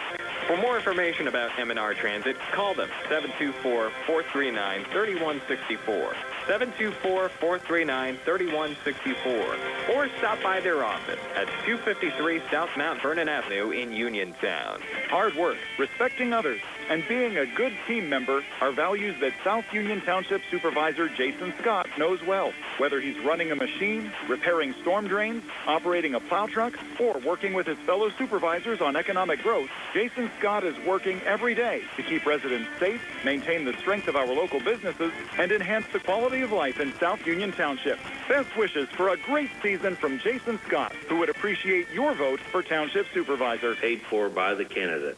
As we come back, Senafani finding Scotty McLeay down to the Southmoreland 25-yard line. That was 1st and 25. The Mustangs getting about 9 yards back there to bring up 2nd and 16. Line of scrimmage now the Southmoreland 25. Van Meter remains the protector back off to the right of Senafani in the backfield. Triple right formation as Gabe takes the snap. He'll look far side. In traffic, pass knocked down. It was intended there for Nick Crouch, and breaking it up was Jake Hall. Now 3rd and 16. Seen a couple of those passes knocked down, Steve, so far in this game. Yeah, if Hall catches that ball, I think he's sprinting to the end zone for a touchdown for the Scotties. Fortunate for the Mustangs that he dropped it. Now 3rd down and 17. According to the scoreboard, that would be correct. Just inside the 8-yard line for a 1st down. A little banana bunch out to the left. Senafani takes the snap, and he'll lob it off on the near side, but overthrows Scotty McLeay. In coverage was Mikel Darnell for Southmoreland. Now 4th and 17. You're kind of in that in-between range here, Steve. Too close to punt, but might be out of the range of Jackson Nair. You know, from what I saw of the way he was kicking the extra point, Brian, and it's definitely out of the range there. That'd be a 42-yarder. They're going to go for it here on 4th down. You got to throw it up to the end zone or throw it up down the field to try to get a, completion or possibly a penalty. 4th and 17 from the Southmoreland 25. Senafani takes the snap. Little lob pass on the near side of the tight end, Jacob Johnson. And Johnson will lose the yard back to the 26. The Mustangs will turn it over on downs with 5:59 left before halftime. 20-7, Southmoreland leads. So they're getting the football when we come back in 30 here on the CR Brada Group High School Sports Night. Looking for a dentist? Dr. Michael George and Dr. Ashley Parker of George Dental Associates, a Uniontown staple, has over 40 years' experience treating patients of all ages. Their caring, professional team of dentists and their staff offer a full range of dental services, including restorative, preventative, pediatric, cosmetic, and so much more. Visit GeorgeDentalAssociates.com today. That's GeorgeDentalAssociates.com, and find out how they can enhance your smile through the art of dentistry. Wishing the Mustangs a successful season. Southmoreland getting the football back. 5:59 left before halftime. The Scotties lead the Mustangs by a score of 20-7. Dawson Wolf, the Southmoreland quarterback, out of the shotgun. Might be an illegal snap coming back. Yep, false start. That'll push him back 5. A lot of penalties. How many penalties, Tone? This has been a penalty-fested game. For Southmoreland right now, 9 penalties for 60 yards. On the other side for the Mustangs, 7 penalties for 55 yards. So what's that, 16 penalties in the game? Yep. So we're still at the 5:57 mark of the second quarter. That's exactly right. Now 1st and 15. That was a very odd snap coming back that time to Wolf on the last exchange. 3 wide outs again. Now 1st and 15. Wolf handing it off here on the near side, and with the run there is Avrion Darnell, and Darnell carrying a couple of tacklers across the 25 up to the 26, getting back close to the original line of scrimmage, getting 5 back. It'll be 2nd and 10. Some of the rushing stats for Southmoreland so far, Tony. So far on the other side for the Southmoreland Scotties, Dawson Wolf, 6 carries for 72 yards. The big one was that 47-yard run. Jason Mickens has 4 carries for 19. Avarian Darnell has 4 carries for 32 yards. So you got a cramp here now by somebody trying to catch a number here for the Scotties. Southmoreland player down with 5:32 left before halftime. We had our fair share of injuries in this game as well. Another injury timeout brought to you by the UPMC Rehabilitation Institute, the leaders in physical therapy. You can visit physical therapist Jim Burns on Wayland Smith Drive. Our phone 724-437. 7,500. Jimmy Burns be having a field day out there tonight. It's a good advertising night for the UPMC Rehabilitation Institute. So with an injury on the field, 5:32 left before halftime. Scotty's up 20-7. We'll step aside for another quick 30 here on WMBS. Did you know that you have a choice for your physical therapy provider? NovaCare Rehabilitation offers same-day appointments, and oftentimes you don't need a prescription from your doctor to see us. We will make sure that you are treated as an individual and will work directly one-on-one with you to help achieve your goals. You have tried the rest. Now try the best. NovaCare, Delaware Avenue in Uniontown. Phone 724-437-0556 to schedule your appointment today. Back here at Southmoreland High School after the injury timeout. Handoff going to Avrion Darnell, and Darnell with a nice run there up to the Southmoreland 33. Gain of 7 for Darnell. Bring up third and manageable, third and only 3. We mentioned Jimmy Burns before the timeout. He went into the Uniontown Hall of Fame tonight. The Red Raiders in their Hall of Fame game on our out-of-town scoreboard, brought to you by the sports medicine team at the WVU Medicine Uniontown Hospital. Brownsville up 14-6 on Uniontown. 1:53 left there before halftime. How about the Fighting Falcons tonight? Congratulations to Jimmy Burns and all of the Hall of Fame inductees. Like There's the another Mustangs flag jumped here. early. I think it's Paxton Sigler. No, they got a false start. Oh, wow. Sigler came across, must have been drawn off. Again, in that Brownsville-Uniontown game, Brownsville has not knocked off Uniontown since 1998. They lead by 8 going into halftime there. They've had a long first half there as well.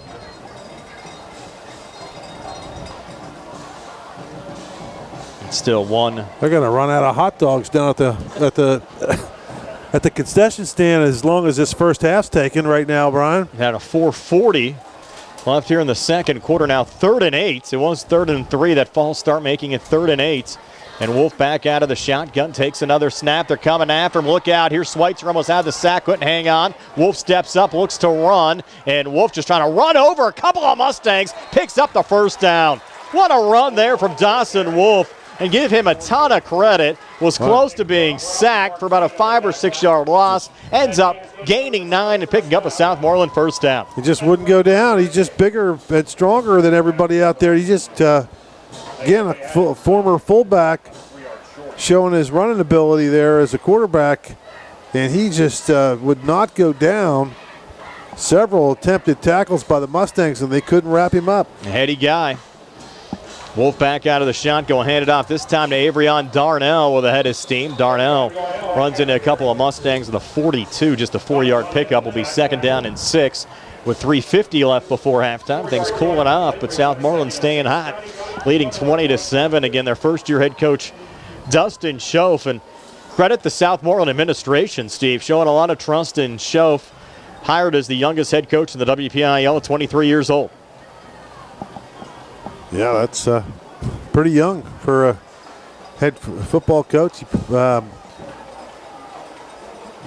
Probably just got out of college, right? Again, has surrounded himself with a nice staff as well. His offensive coordinator was a former offensive coordinator at Mercyhurst, Jalen McGowan, and another run there from Dawson Wolf, close to a first down, about a yard short, depending on the spot. Actually, 2 yards short. The spot here at the 46. So it'll be 3rd down and 2. So you have a former college coach, your offensive coordinator. Laurel Highlands former head coach. Rich Colas, our defensive coordinator. And we mentioned a lot of other experienced staff members there as well. Now Wolf under center. Now will back off into a shotgun, including Frank Messina, who was an assistant last year at Bell Vernon. Still the basketball coach here at Southmoreland as well. 5 on the play clock. 3rd and 2, and movement there before the snap. It's going to be a false start, and that was the right tackle, Caden Shannon, who jumped early, the 6'2", 250-pound senior. And the Mustangs got some bad news before the start of the game. They found out their starting tailback coming into the season, Gio Guerriere, now out for the season with a torn Achilles. Injury suffered last week against Ambridge. They were hopeful it was just a bad ankle sprain, went for an MRI, and found out he tore his Achilles. That's rough. Yep. Yeah, that's rough. Feel bad for the kid. You mentioned earlier, Steve, he's only a junior, not a senior, so he'll be back next year. Certainly good news on that front. And Wolf hit as he released the football. That's a... Did they whistle it down? They call incomplete. I don't know. That looked like that could have been... Well, it went forward. Just, he was trying to throw. It looked like somebody hit his arm. Never heard a whistle there. No. It definitely was not a backwards pass. It came probably 5 or 6 yards from where he threw it. And that'll force a punt. Darnell standing back at his own 25. Scotty McAlay back deep to receive at the Laurel Highlands 37. We still haven't seen a punt out of the Scotties yet. They lined up in this formation earlier, but called a timeout and ended up going for it on 4th down. And now Darnell will send it away. High kick. Mustangs will let it go, and it hit Josh Reed in the back. That's a live ball, and I think Southmoreland recovered. Yep, I think they did. You have to watch those situations. Reed got back on it. Wow. Certainly a fire drill there. Well, we can't really blame Reed. He had his back to it. Was kind of a high knuckling punt, and he was just hustling down there to get a block, and it hit him one hop back in the leg, and he was lucky to fall on it. Now the Mustangs will get the football back. Got an injury, Brian, he's up. Looks like he was just tying his shoe. The Mustangs will start this drive from their own 32-yard line. 1st and 10, working right to left as we describe it. Still down 13. Well, you know what? Only down 13. It feels like the Mustangs are down by 30, doesn't it? Sanofani out of the shotgun. Hand off to Nick Crouch. Need a big play here. And Crouch, a little surge forward. Maybe got a half yard. Not much going on there. Now a late flag coming in. Had some extracurriculars there after the whistle. You heard the crowd scream, and 3 flags came flying in right by the football. Let's see how they sort this out. You remember back, Steve, the last time we were here back in 2021, it was a pretty chippy game between these two teams. Well, I haven't seen much going on tonight other than what happened there. And quite honestly, I was looking at it, but I couldn't see anything. But the crowd certainly, you heard a little bit of roar. Did you hear that out of the crowd? Yeah, a little gasp, yep. Officials taking their time here. Again, our out-of-town scoreboard brought to you by the sports medicine team at the WVU Medicine Uniontown Hospital. Brownsville still up 14-6 over Uniontown. That game's still 1:12 left in the second quarter. Their game crawling around just like ours. It's going to be against the Mustangs. They kicked someone out of the game. Crouch. Let's see who comes out. Nick Crouch. Tony's telling us it's Nick Crouch.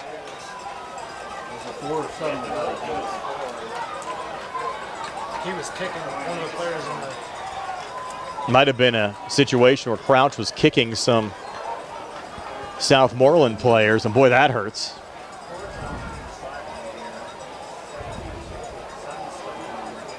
Well, I don't think he could play next week either. After the 15-yard penalty, it'll be 2nd down and 25. No, he definitely can't play next week if you get thrown out of a game, right? Not in high school. So now 2nd down and 25.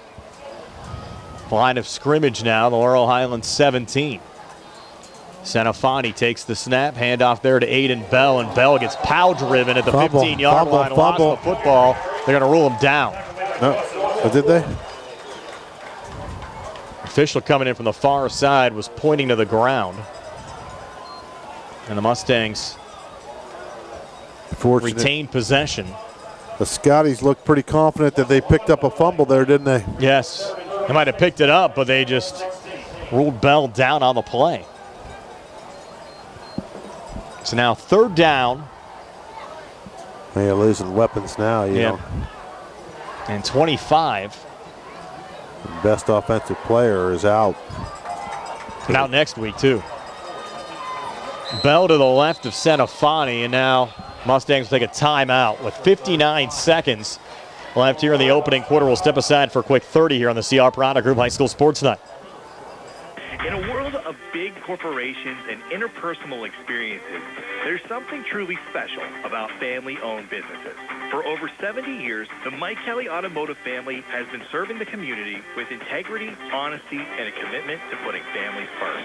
And we're not stopping anytime soon. Our commitment to excellent sales and service remains stronger than ever. Visit us today and experience the Mike Kelly Automotive difference. Because when you buy from us, you buy from family. Back here with 59 seconds left before halftime, 20-7. Southmoreland leading Laurel Highlands. The Mustangs facing a 3rd and a mile. Line of scrimmage is the Mustangs 17. They can pick up a first down at their 42. So it is 3rd and 25. I would anticipate a quick timeout here if they have any left for the Scotties, if they Mustang gets stopped here. They have one left. Quick out near side in traffic. Passes tipped and falls incomplete. And they won't have to waste the timeout with an incompletion. You had Elijah Washington there, and Josh Reed was the last Mustang to touch it. Who punts? And Crouch is the punter. Probably be Nairn. Nairn punted once against Uniontown. And he will be the punter here with Crouch ejected. And you have Nairn back at his own 2-yard line. Darnell right around midfield. And Jackson a short punt. Again, it's a situation where the Scotty players get away from it, and the Mustangs down it here at the Southmoreland 39-yard line. Check that, the Mustang 39-yard line down there by Joel Hartline.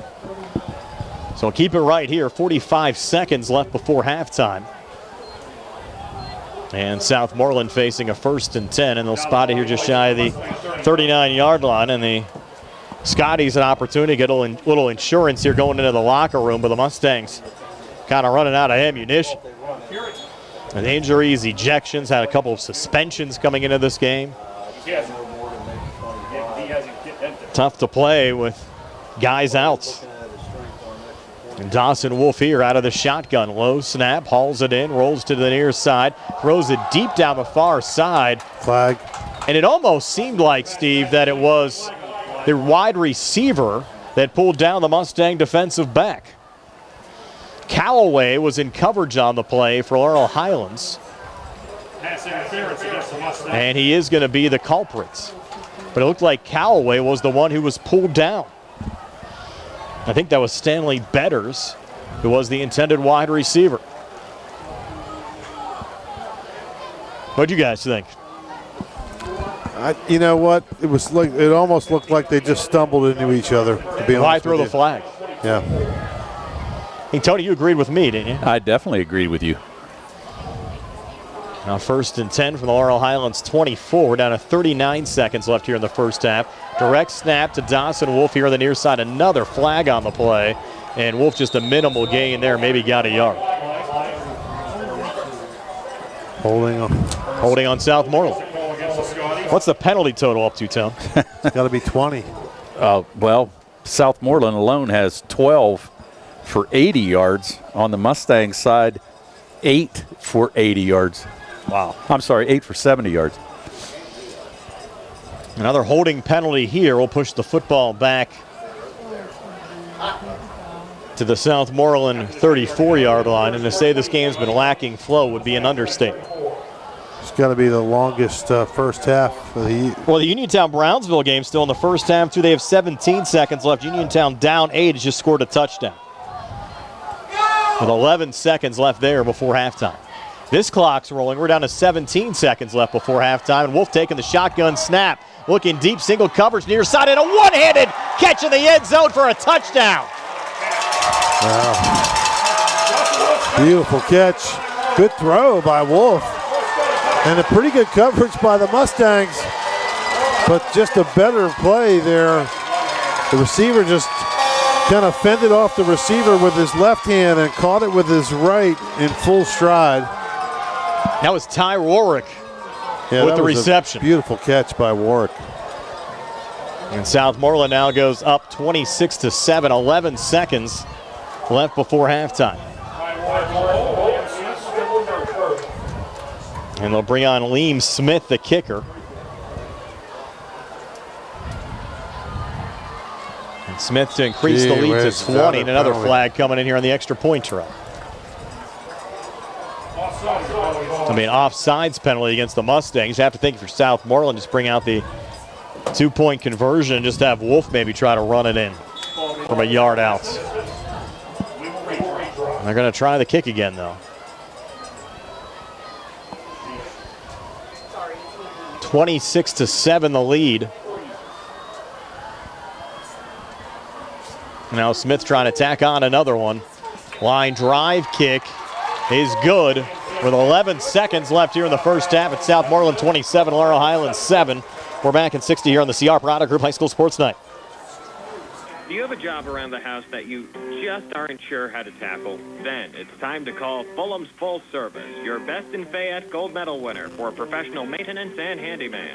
Fully licensed and insured, owner Cody Fulham does it all, from home renovations and repairs to landscaping and auto detailing. Needless to say, he's ready to help you. Call Fulham's today at 724-466-4194 and follow them on Facebook to learn more about their projects and the work they can do for you. When you are looking to make some extra cash for your aluminum cans, visit Cherokee Recycling, where aluminum can is king. Cherokee Recycling is open Monday through Friday, 9 to 4:30, and Saturdays, 8 to 12 noon, closed Sundays and holidays.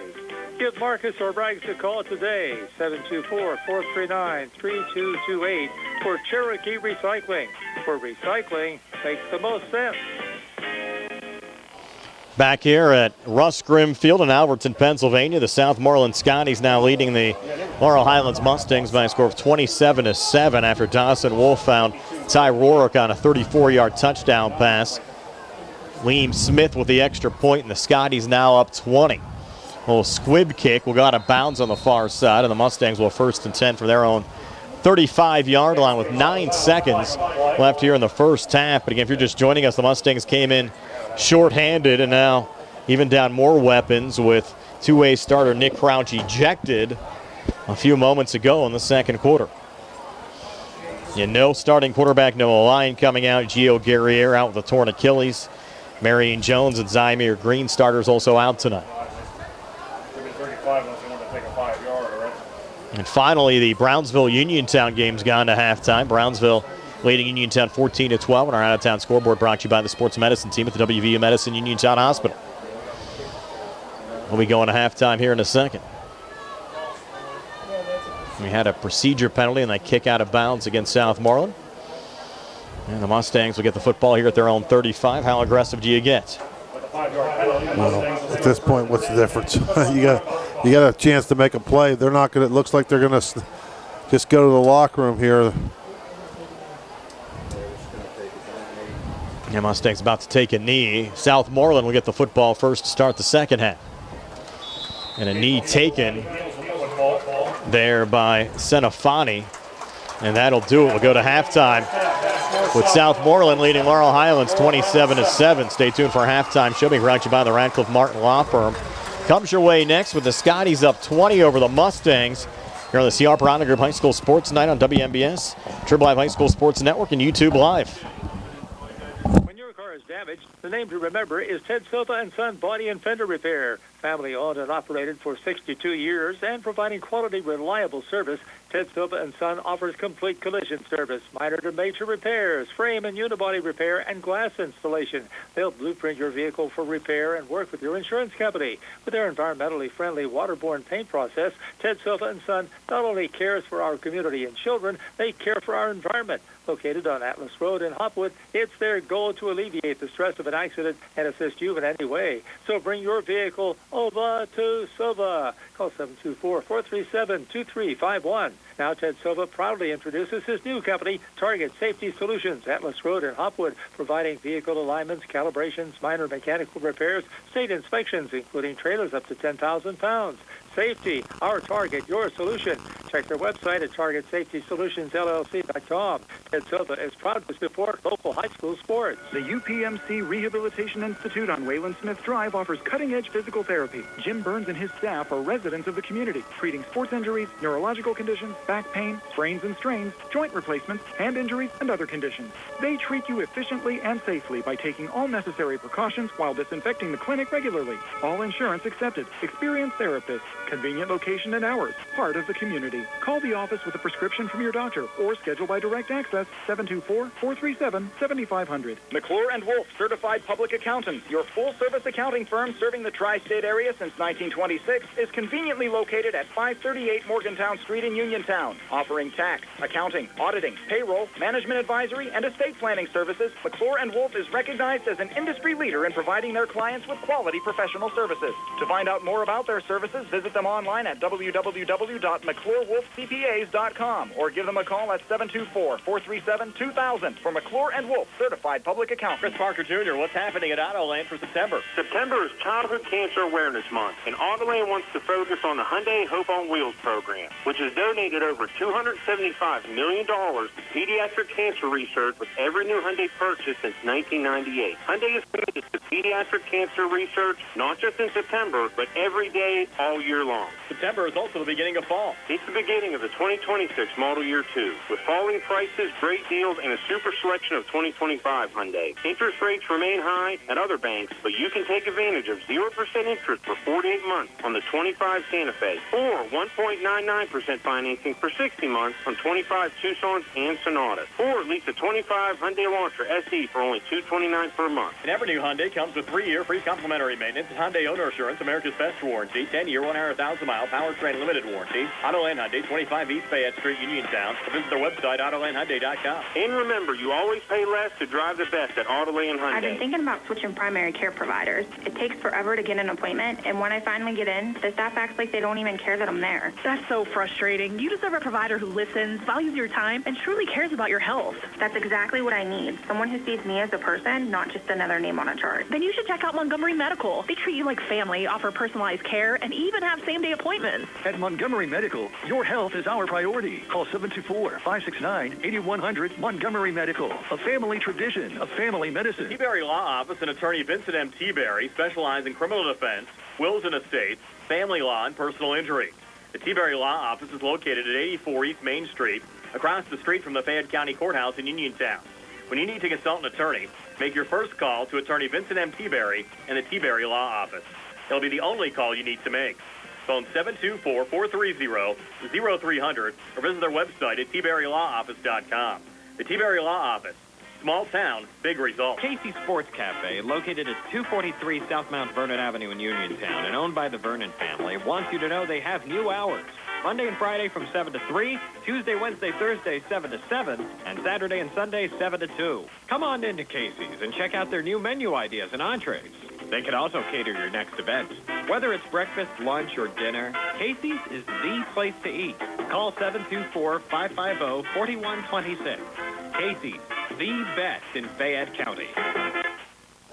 Back here at Russ Grimm Field at Southmoreland High School, Brian Morozak along with Steve Super, Tony Hanola, Carl Childs behind the camera.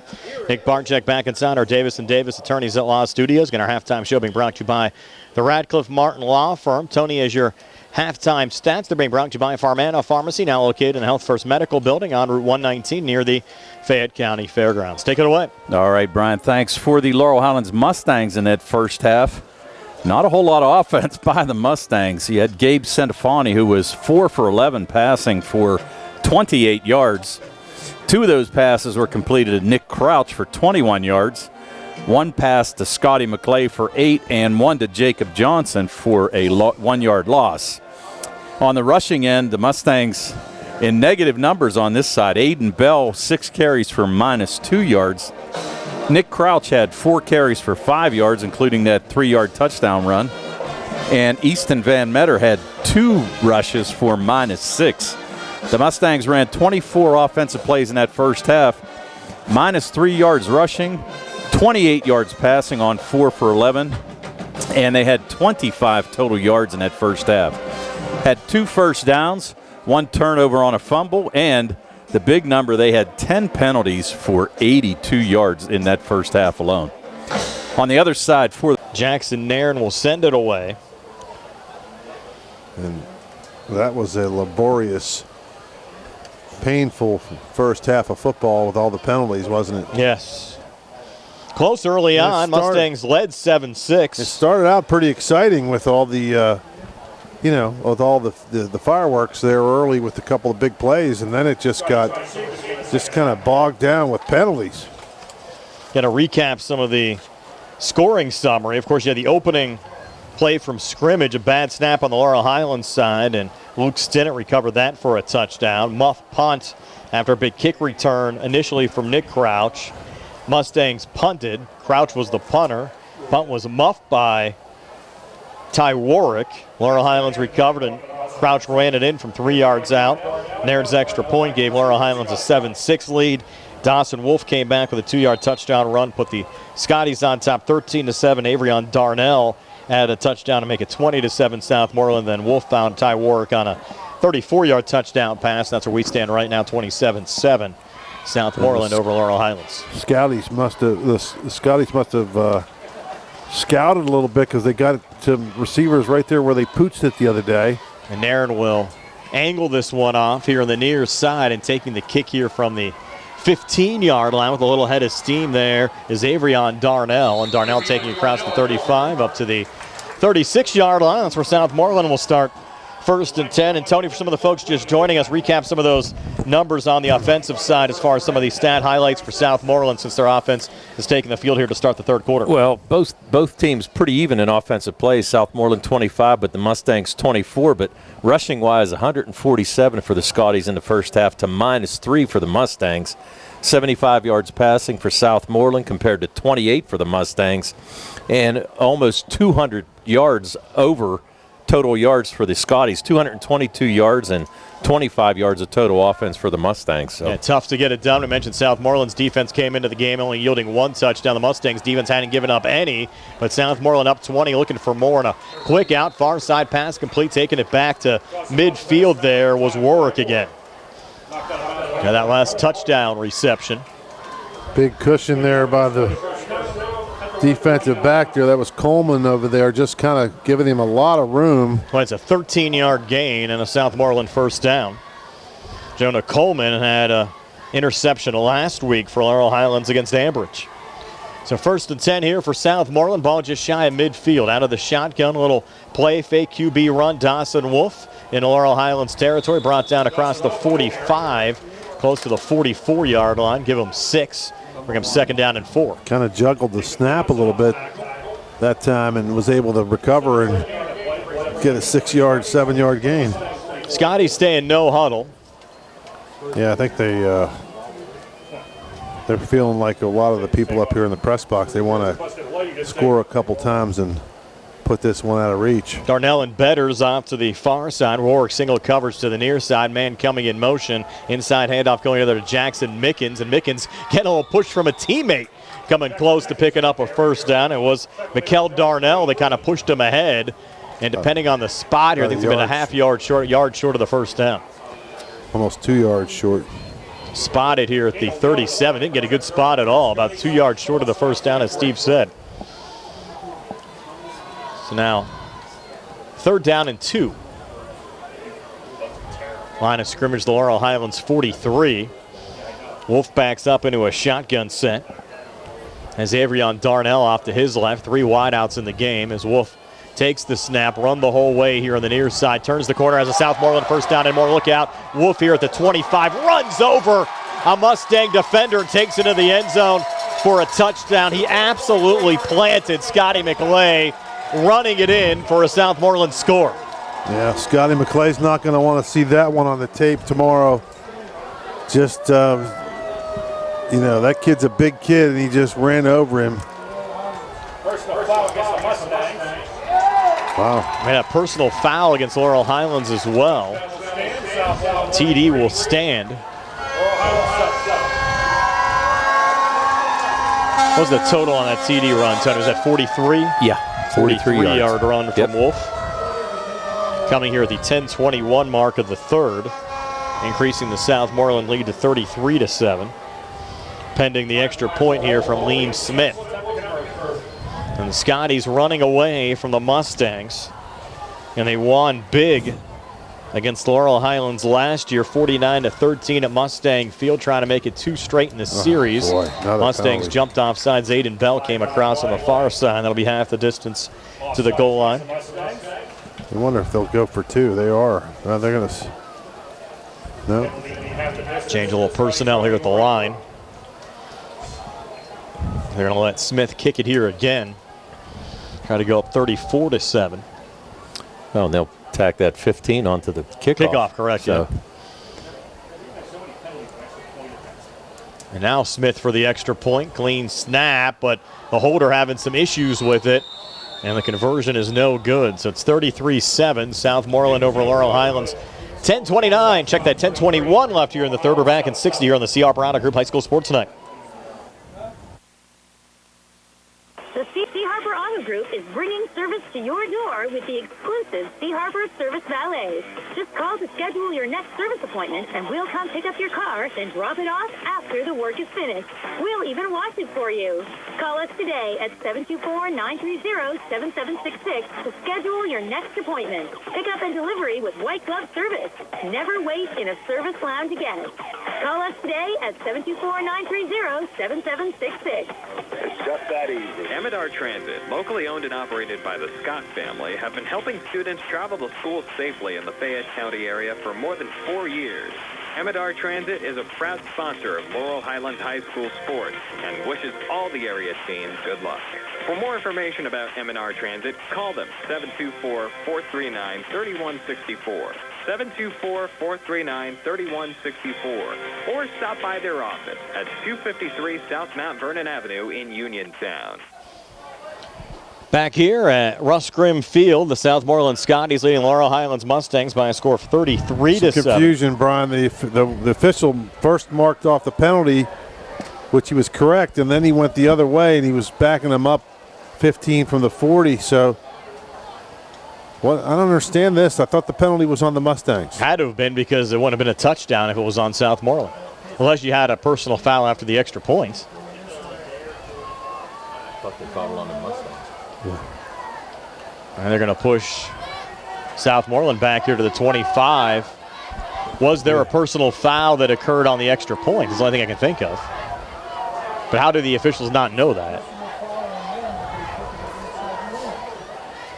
It doesn't make any sense. No, it makes absolutely no sense. I don't understand if they called the personal foul on Southmoreland on the touchdown, unless it was clearly after the score had occurred. The extra point or the touchdown would not have counted.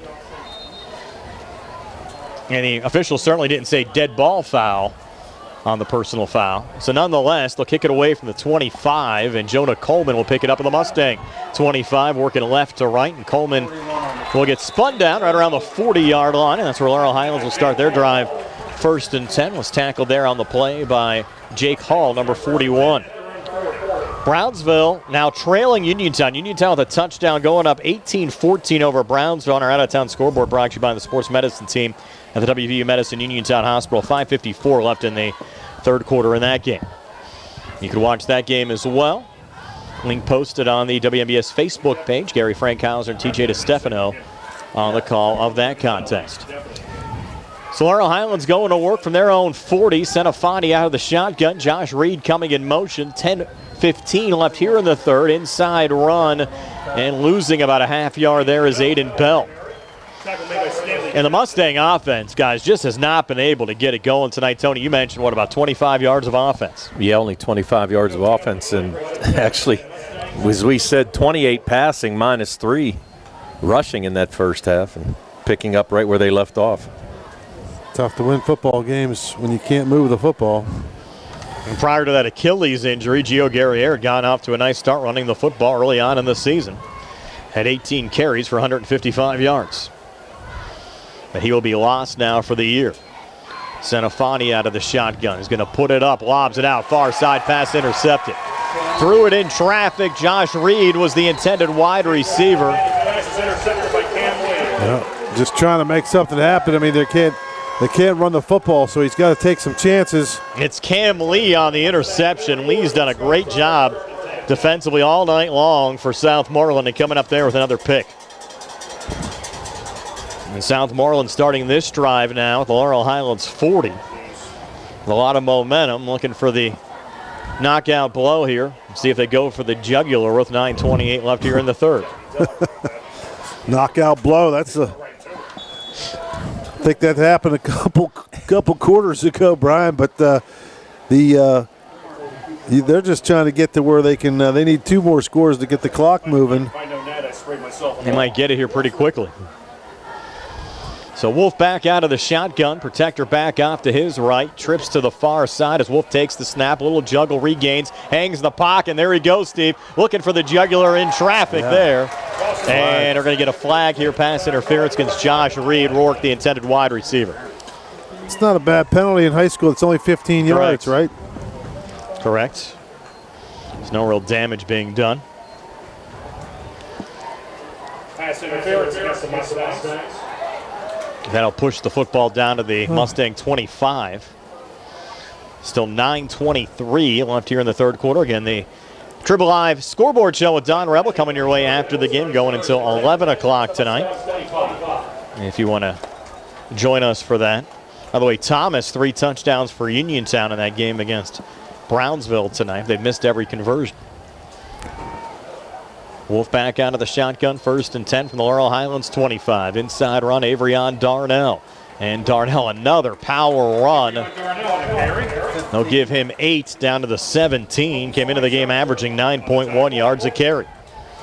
He's 2nd and 2 now for Southmoreland. He's a shifty back, isn't he? He just looks like he's getting some contact, and then he somehow finds a way to slither himself out of it and pick up an extra 3 or 4 yards. A lot of underclassmen on this Southmoreland team. Wolf, the quarterback, a junior.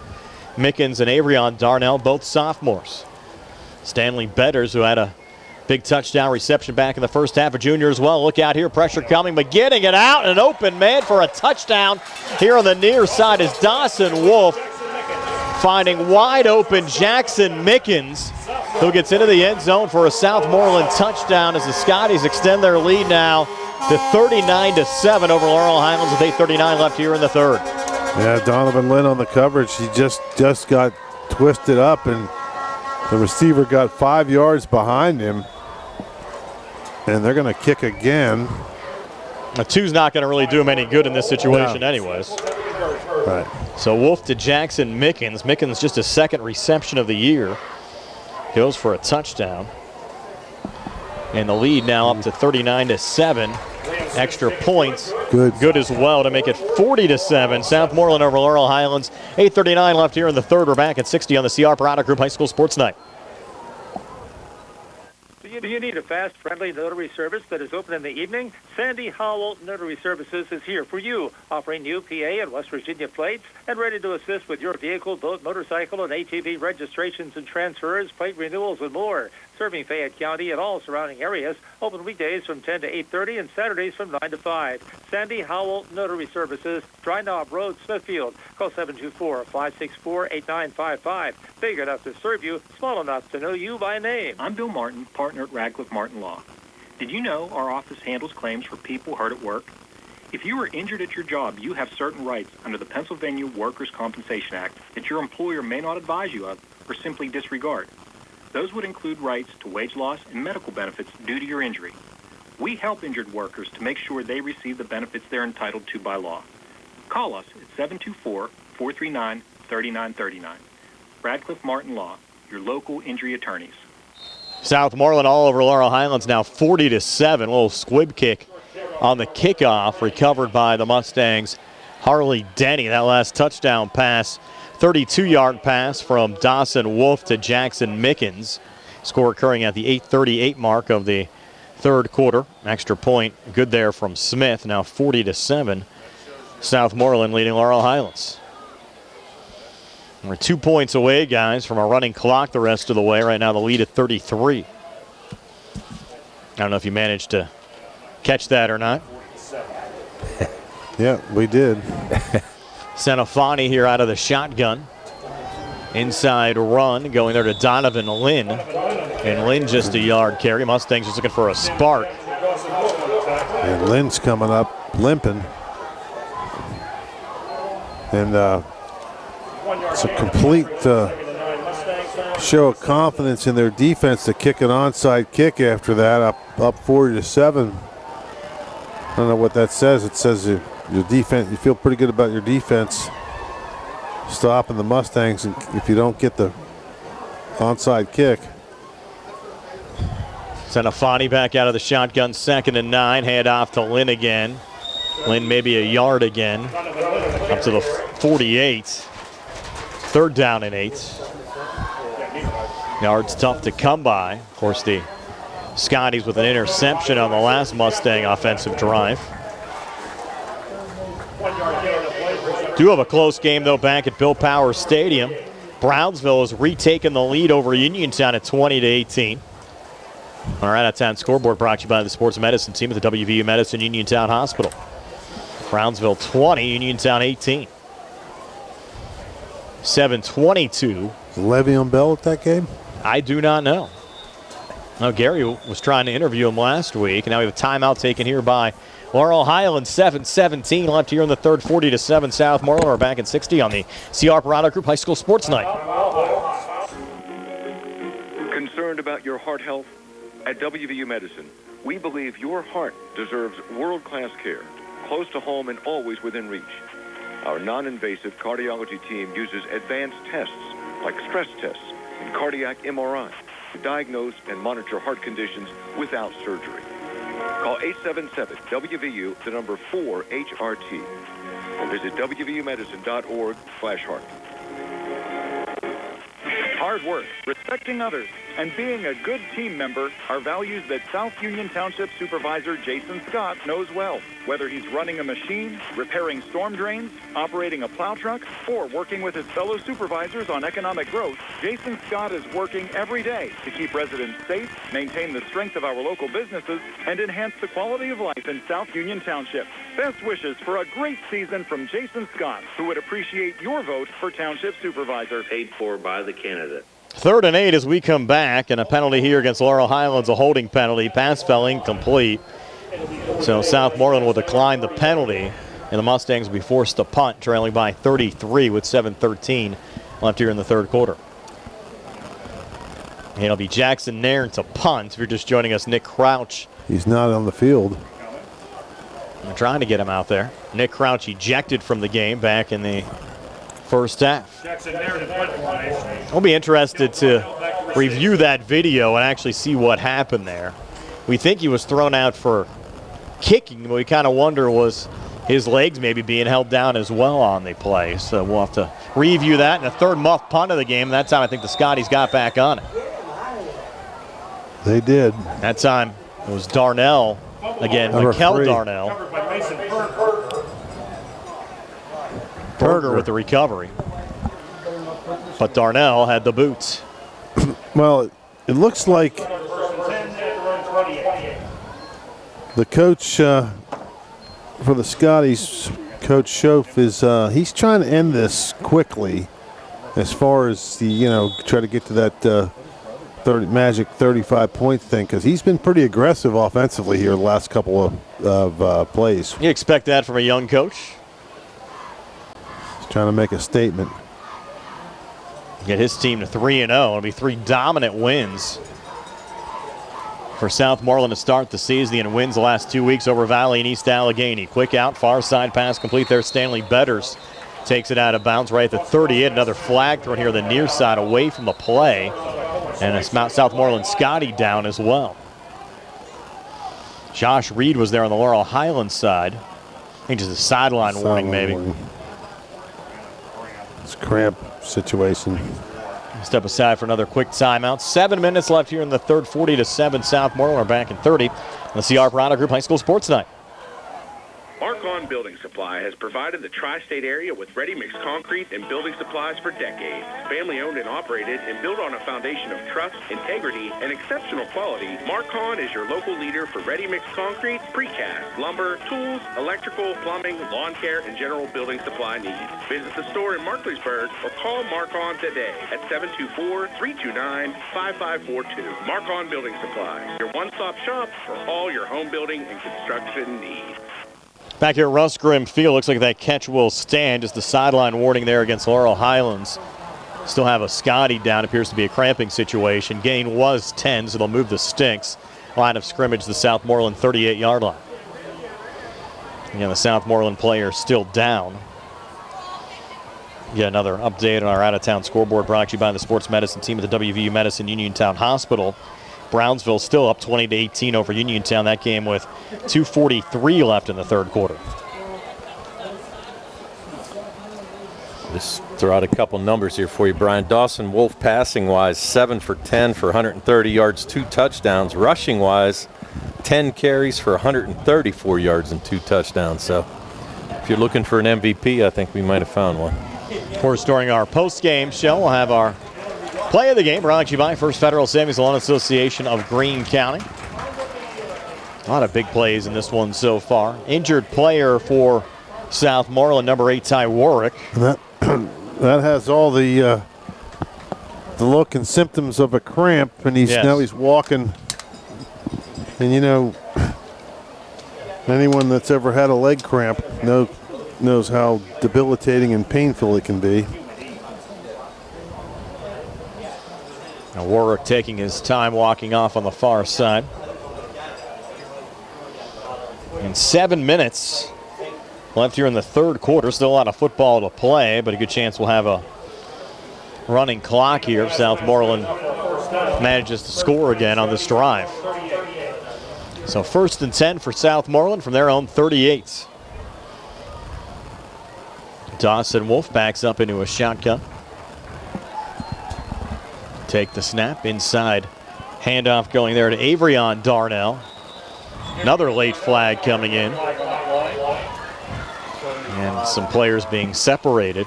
We talked about other assistants on this Southmoreland team. Another one with Fayette County ties, Rusty Richards, who was an assistant for the Mustangs a season ago. Also on this Southmoreland coaching staff. Had a chance to talk to Rusty in the press box before the start of the game.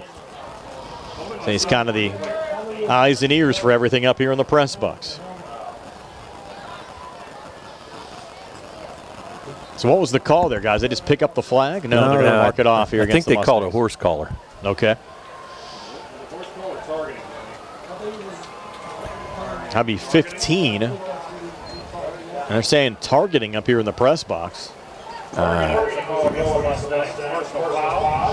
Horse collar. They said horse collar on the field? Yeah, the referee's saying. No, he was giving this signal to his mouth. That's targeting, Tom. I thought he was pulling his shirt. No. Nonetheless, it's a 1st and 10 for Southmoreland from the Laurel Highlands 47. Wolf back out of a shotgun, low snap, pulls it down, QB run the entire way. Wolf inside the 40, inside the 35, breaks another tackle, gets down to the 27-yard line. A 20-yard run from Dawson Wolf. What's he up to yardage-wise in this game, Tony, with another flag on the play? 154 yards rushing. Wow. Wolf came into the game just 50 yards rushing. Has tripled that. This could be a bench penalty. We might get an unsportsmanlike penalty here against the Laurel Highlands bench. Now, if targeting is an ejection, correct? They have the ability to review that. I don't think it's automatic. That was the second sideline warning against Laurel Highlands. Review it for what? How are they going to review it? I mean, like, they don't have a camera down there. You're gonna call Carl. Call Carl. He got the call. He said it wasn't target. He wasn't bad, so they didn't make an ejection. Carl made the call there. Another penalty. Now we're not even getting the signals from the official. Well, that was the second sideline warning against Laurel Highlands, so it ends up being a penalty. Now Southmoreland at the 1st and 10 from the Laurel Highlands 23. And I think Southmoreland jumped early there. Another flag. False start against the Scotties that time. It's interesting because the first 2 games that we did were actually relatively clean, especially in comparison to this. You run out of room, Tony, for the penalty totals in this game yet? I got 14 penalties on the Mustangs and 15 penalties on Southmoreland. So 29 penalties. Wow. Yep. And Wolf back out of a shotgun. 1st and 15 Across the middle, pass complete, close to a Southmoreland first down. That was Jackson Mickens. They're going to spot him about a yard short. So it'll be a 14-yard gain there from Wolf to Mickens. Second big reception for Mickens in this game.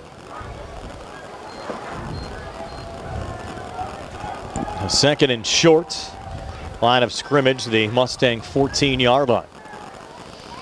Wolf back out of the shotgun, protector back to his right, 3 wide receivers. Handoff going there to another late flag coming in. That's going to be on the Scotties, I believe. Avrion Darnell was the ball carrier.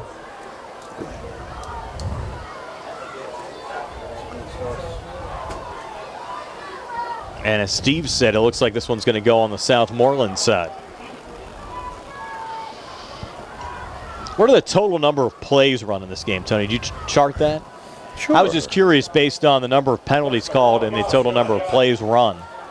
I'm guessing we're probably around the 50% range.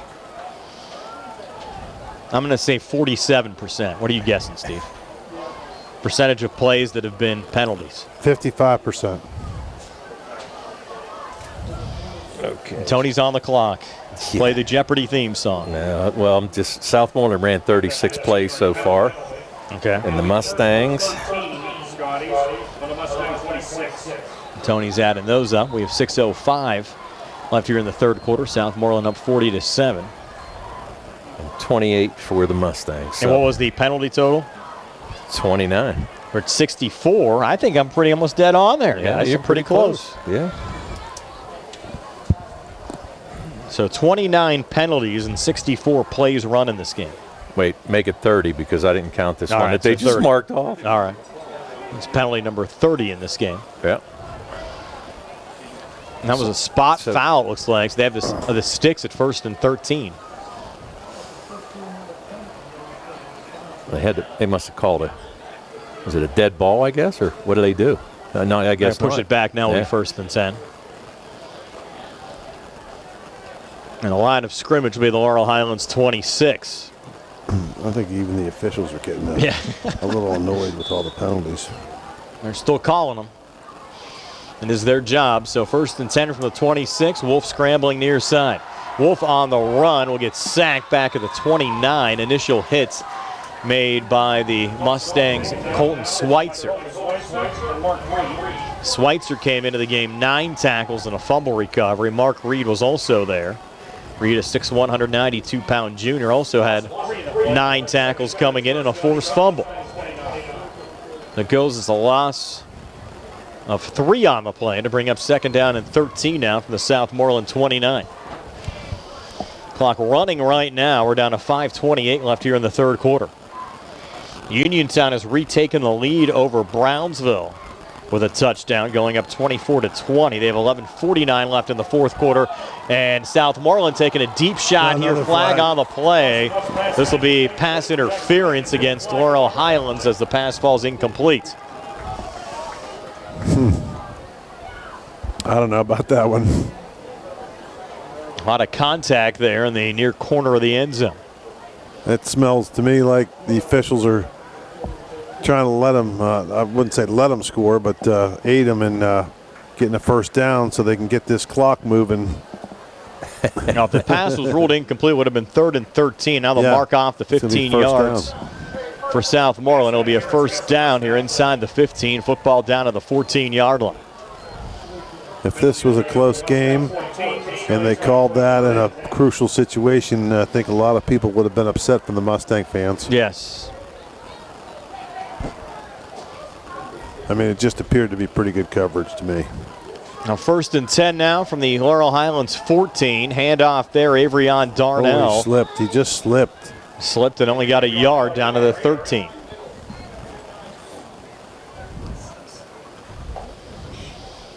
Now a junior Scotty's making their way into the press box. A bunch of kids just came in here.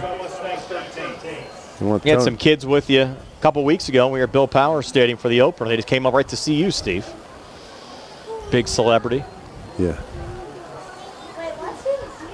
Have they announced that you're here? They know? Is that why they're coming up? 2nd and 9 now for the Laurel Highlands 13. No, they got free chicken tenders up there for the kids. That's why they're coming up. That's why. So Wolf takes the snap. 2nd and 9. QB run. Wolf getting down inside the 10. He won't go down. No, he won't go down. Showing why he's a former fullback. Needed 9, got about 7. It'll be 3rd and short. Move away. They're staring at your computer. Yeah, that looks like that could have been trouble. They could have typed in a message to somebody on there. From us. Could have been real bad. So 3rd and 2. 3:55 left here in the third. Line of scrimmage, the Laurel Highlands 6. Wolf back out of the shotgun, 3 wide receivers. They'll keep it on the ground. Coming near side and then cutting up the field close to a first down. And that's Avrion Darnell. Might be stopped about a half-yard short. So it'll be 4th down and less than a yard. Interesting decision here, Steve, on the Scotty side. You kick a field goal here. You have a continuous clock the rest of the way. But you're 4th and less than a yard here at the 5-yard line. They've had some trouble on those extra points, so I think the percentage is probably better for them to let that big quarterback and just let him run up the middle. So Wolf, which is out of the shotgun. Darnell off to his left flags. It was a timeout taken. Timeout taken here on the Southmoreland side. Step aside for a quick 30. 2:57 left here in the third. 40-7. Southmoreland over Laurel Highlands. Back in 30 on the CR Piranha Group High School Sports Night. When you are looking to make some extra cash for your aluminum cans, visit Cherokee Recycling, where aluminum can is king. Cherokee Recycling is open Monday through Friday, 9 to 4:30, and Saturdays, 8 to 12 noon, closed Sundays and holidays. Give Marcus or Braggs a call today, 724-439-3228, for Cherokee Recycling, where recycling makes the most sense.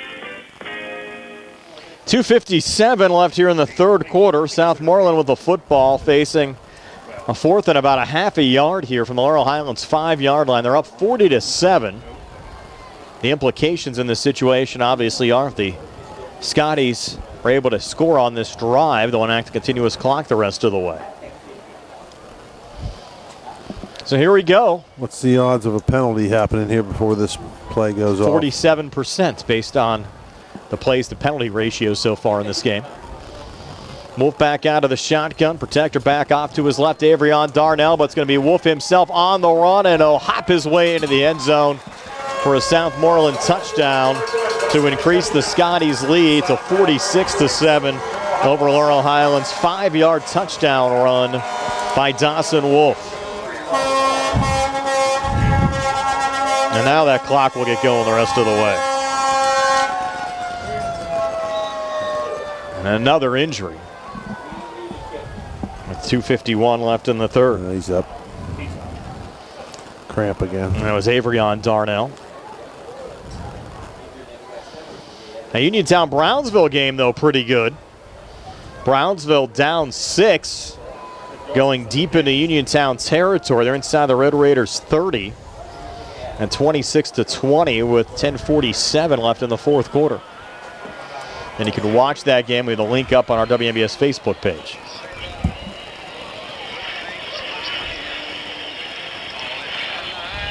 No, that's turn out the lights, the party's over. Where's that coming from? I don't know. They're playing it out there on the loudspeaker.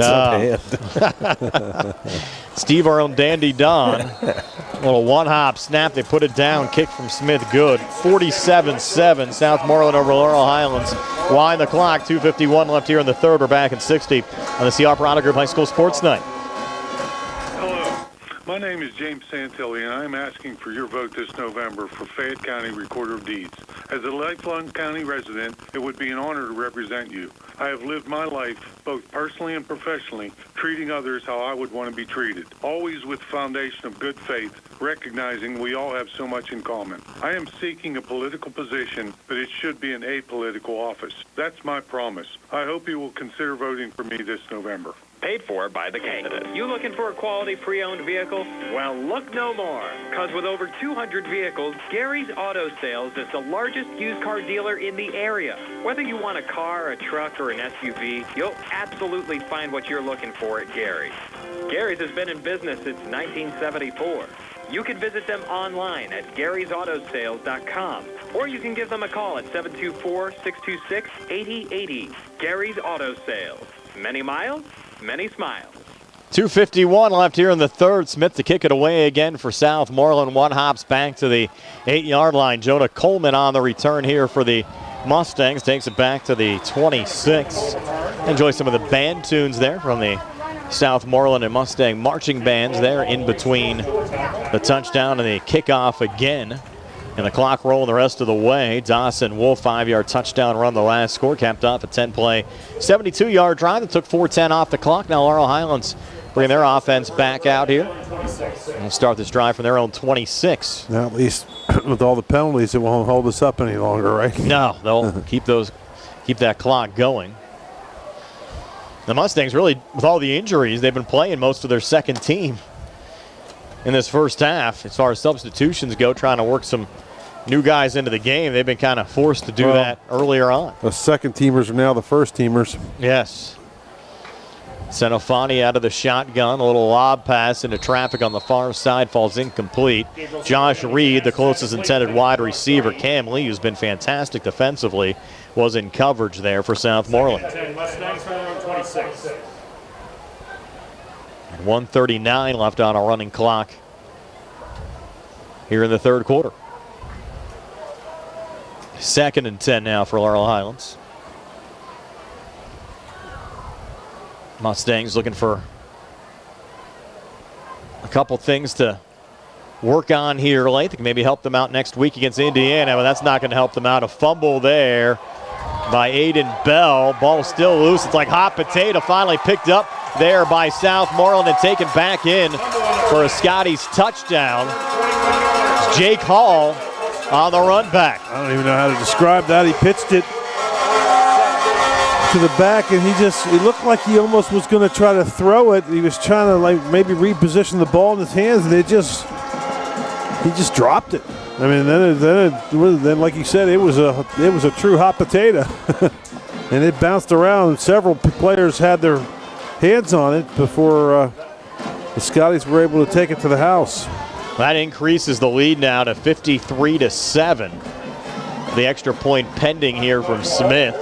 Still 1:05 left here in the third quarter. Wow. It's really turned into a good old-fashioned beatdown in Alberton tonight. Smith's extra point is good, increases the lead to 54-7. 1:05 left here in the third. We're back at 60 on the CR Parada Group High School Sports tonight.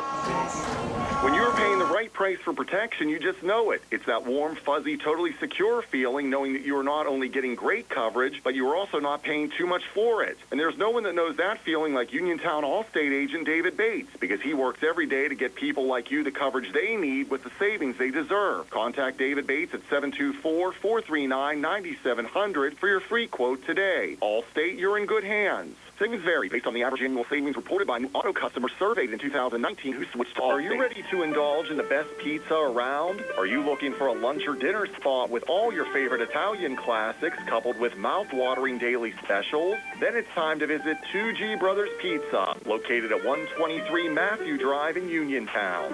Specials and customer favorites include Thursday's Sicilian-style pizza and Saturday's chicken parmesan. Call 724-439-5600 today and let 2G Brothers handle the rest. Your taste buds will be glad you did.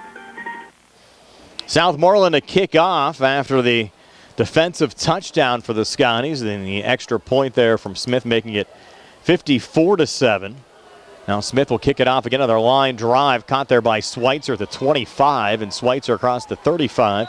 He brought down at the 36-yard line. Brownsville, another touchdown, our out-of-town scoreboard to tie the game with Uniontown at 26. Extra point there on the way and good.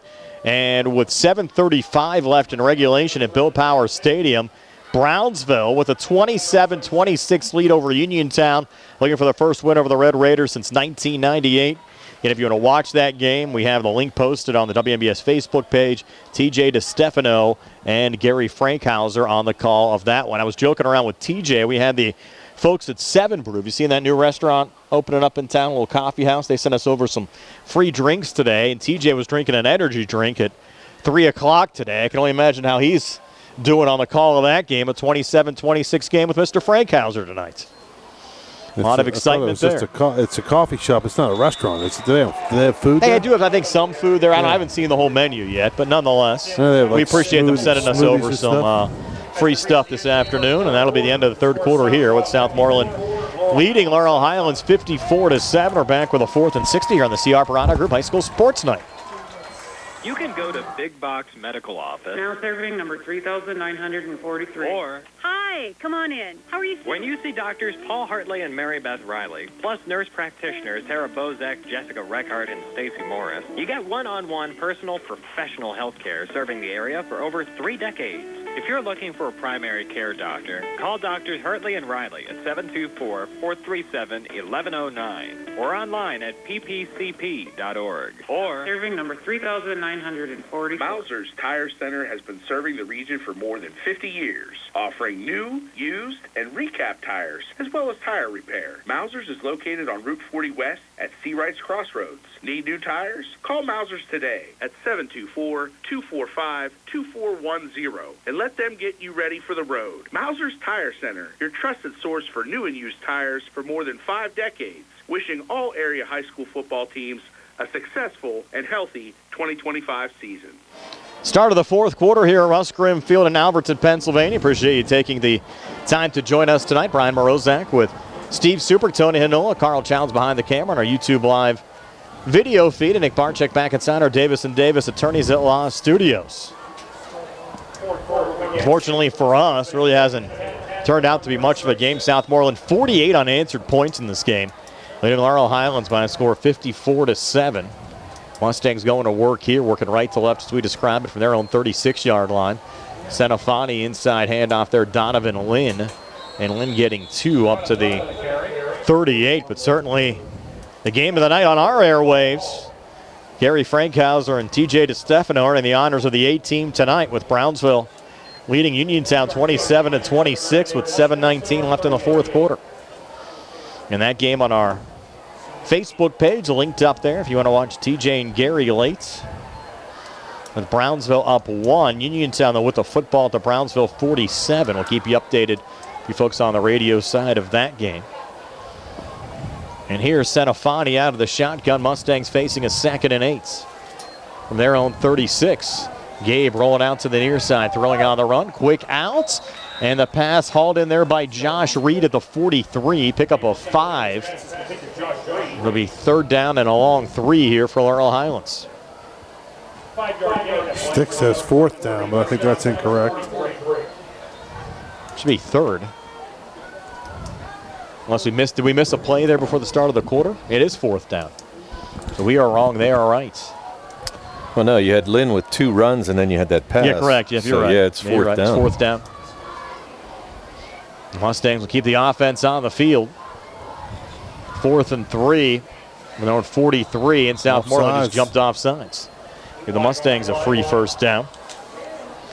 With 10:29 left. Again, a reminder, stay tuned for our post-game show. While the final stats brought to you by Farmana Pharmacy and our First Federal Savings Loan Association of Greene County Super Play of the game. Then the Trib Live Scoreboard Show with Don Rebel. Next week, again, 2 games on our airwaves early. We'll have it online for you at 3:30. Uniontown at Alderdice down at Couple Stadium on Pittsburgh's south side. And then Tony and I will travel to Indiana. The Mustangs taking on the Little Indians of Indiana. As Donovan Lynn with a run here on the outside for another Mustang 1st down. Give Lynn 11 to move the chains down to the Scotties 41. Indiana came in action tonight 0-2. And Laurel Highlands had a win at Mustang Field over Indiana last year. So we're hoping for a competitive game. Hopefully the Mustangs can get some bodies back. But the way things have been going, Laurel Highlands might be playing shorthanded for quite some time. 9:32 left here in the 4th. Uniontown has scored. They now lead Brownsville 32-27. 6:22 left in the fourth quarter on our out-of-town scoreboard, brought to you by the sports medicine team at the WVU Medicine Uniontown Hospital. Senafani, inside run here, and he's going to get off to the big guy, the fullback, Easton Van Meter, and Van Meter a first down. 16-yard gain down to the Scotties 25. Nice run there from Van Meter. He's only a freshman. Pretty good burst of speed by the big fella. A 1st and 10 here for Laurel Highlands, looking for a fourth quarter score. Again, Southmoreland's had 48 unanswered points in this game. The lead now 54-7. And back to Van Meter again, feeding the big guy on back-to-back runs. But I think he's more of a between the tackles guy on that little sweep to the outside. Stop for no gain at the line of scrimmage. Uniontown went for 2 again and got it. They lead 34-27 over Brownsville. 6:28 left in the fourth quarter. The pressure back on the shoulders of the Brownsville Falcons in that game. Laurel Highlands here 2nd and 10 from the Southmoreland 25. Senafani back out of the shotgun. Van Meter off to his right. Jonah Coleman comes in motion. Now Senafani takes the snap, handoff to Van Meter, now coming near side. Van Meter inside the 20. Van Meter down to the 17-yard line. 8-yard gain there for the Mustang freshman. Be 3rd down and 2. 8-yard gain of play brings up 3rd and 2 Mustangs. It's going to take a little bit of a breather. Good couple of good runs by Van Meter. Does look a little gas coming to the sidelines. 3rd and 2. Let's see who the Mustangs call on here. Aiden Bell back into the game. Bell, a Mustang senior, lined up on the right hip of Gabe Senafani, the freshman quarterback. 3rd down and 2 for Laurel Highlands from the Brownsville 17. Senafani try to keep it himself. Well read by Southmoreland defensively as Gabe loses a yard. Back to the 18-yard line. Now 4th and 3. Senafani comes up limping. Are they gonna send a field goal team out? He's just coming over the near sidelines to get a play. Oh, okay. Facing a 4th down here in Southmoreland territory. Play clock's down to 10. 8 now. You break the huddle. Donovan Lynn in the game to the left of Senafani in the backfield. They need the 15 for a first down. Quarterback run the whole way going near side, and Senafani's going to be stopped short there by Avrion Darnell. So Laurel Highlands will turn it over on down. 6:12 left on a running clock here in the fourth quarter. Southmoreland up 54-7. We're back at 30 here on the CR Parada Group High School Sports Night.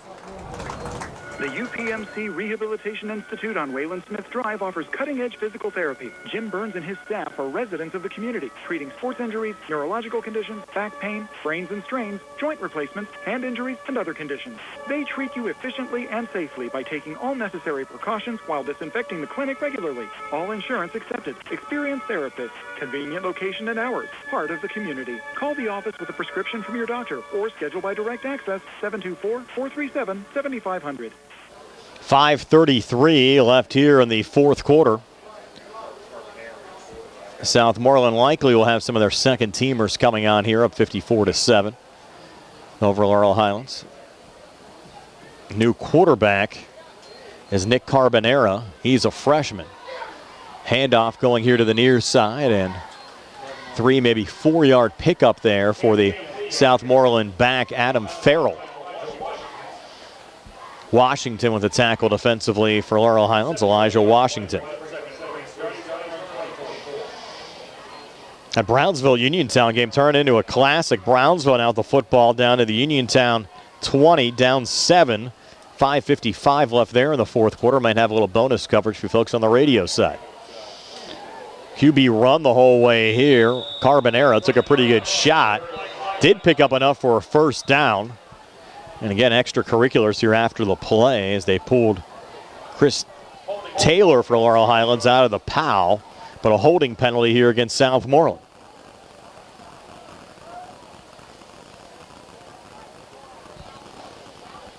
That'll push the Scotties back.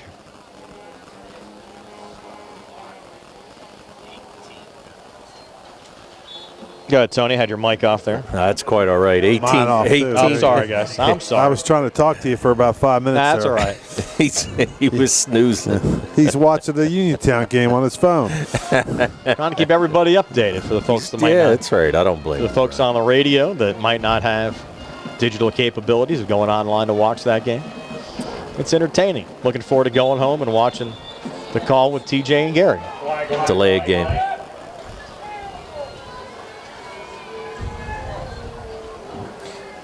Took it too far down. You have new personnel in, though. I'm sure Nick's not. He's probably back there sometimes watching the Pirates out of one eye, sideways. Why, and why? Actually, 12 men in the huddle. 19 penalties, 140 yards for Southmoreland. Now, second down and 13. They need the 28 for a first down. Pirates lost 5-2. Our playoff hopes are slipping away, Tony. I know. Still not mathematically eliminated, though. No. I don't know if you're going to get any home wild card games, though. Well, we'll take any wild card game. Timeout taken here by Southmoreland. 2:51 to play. 54-7. Scotties are back in 60 on the C. Harper Auto Group High School Sports Night. Get more for your hard-earned dollars during these final days of the Labor Day sale at Reese Warehouse. You'll find savings throughout the store on famous name appliances and furniture, plus 12 months no interest for qualified buyers. Voted the 2024 Best in Fayette Place for mattresses and appliances. Mention WMBS and get a free bed frame with your mattress purchase. Better hurry, these are the final days at Reese Warehouse, the Superstore in Smithfield. Shop Monday through Friday from 9 until 6. Saturday, 9 to 5. Looking for the highest quality products at the lowest prices? Shop and save on Walnut Hill and Uniontown has the widest selection of brands and the freshest offerings around. They specialize in your family's grocery needs. Save big and sign up for the Shop and Save Perks card to get money-saving benefits and discounts on gas. Shop and Save. Walnut Hill Road, Uniontown, open 7 a.m. to 10 p.m. every day. Working hard to offer you the best at Shop and Save because it's the just right thing to do. Back after the timeout. QB run from Carbonera the entire way, and Carbonera getting close. Actually should have enough there for a Southmoreland first down, depending on the spot. It was 3rd and 13, needed 13.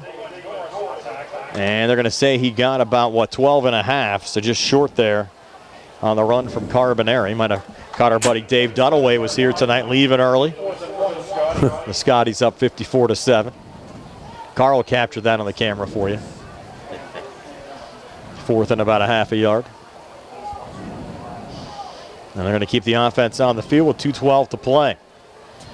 High snap coming back to Carbonera, inside run, and picking up enough for a first down there is Cam Lee. They'll move the sticks under 2 minutes. Scotties can just about kill the clock here.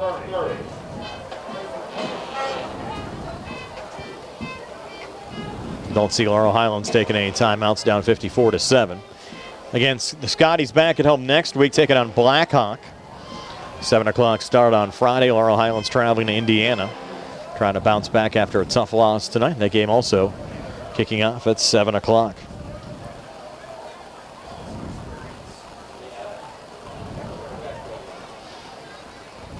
See if Southmoreland runs plays here. They will. This will be a handoff to Nicholas Snyder. And Snyder getting 3. 1:15 left. Probably only have to snap it one more time. 3-yard gain on the play. That's 2nd and 7. Scotties trying to run 33. Now 2nd and 7.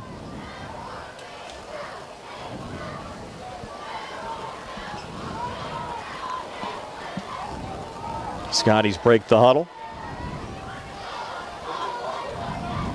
About a 15-second difference from the play clock and the game clock when they snap that one, and Carbonera picks up another first down on a 10-yard run. And the game clock now going under 40, so they won't have to snap it again unless they want to.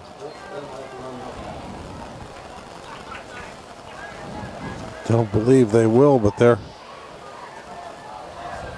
Brownsville has just scored another touchdown. They're back to within one of Uniontown at 34-33 with 4:22 left in the fourth quarter with a big conversion upcoming.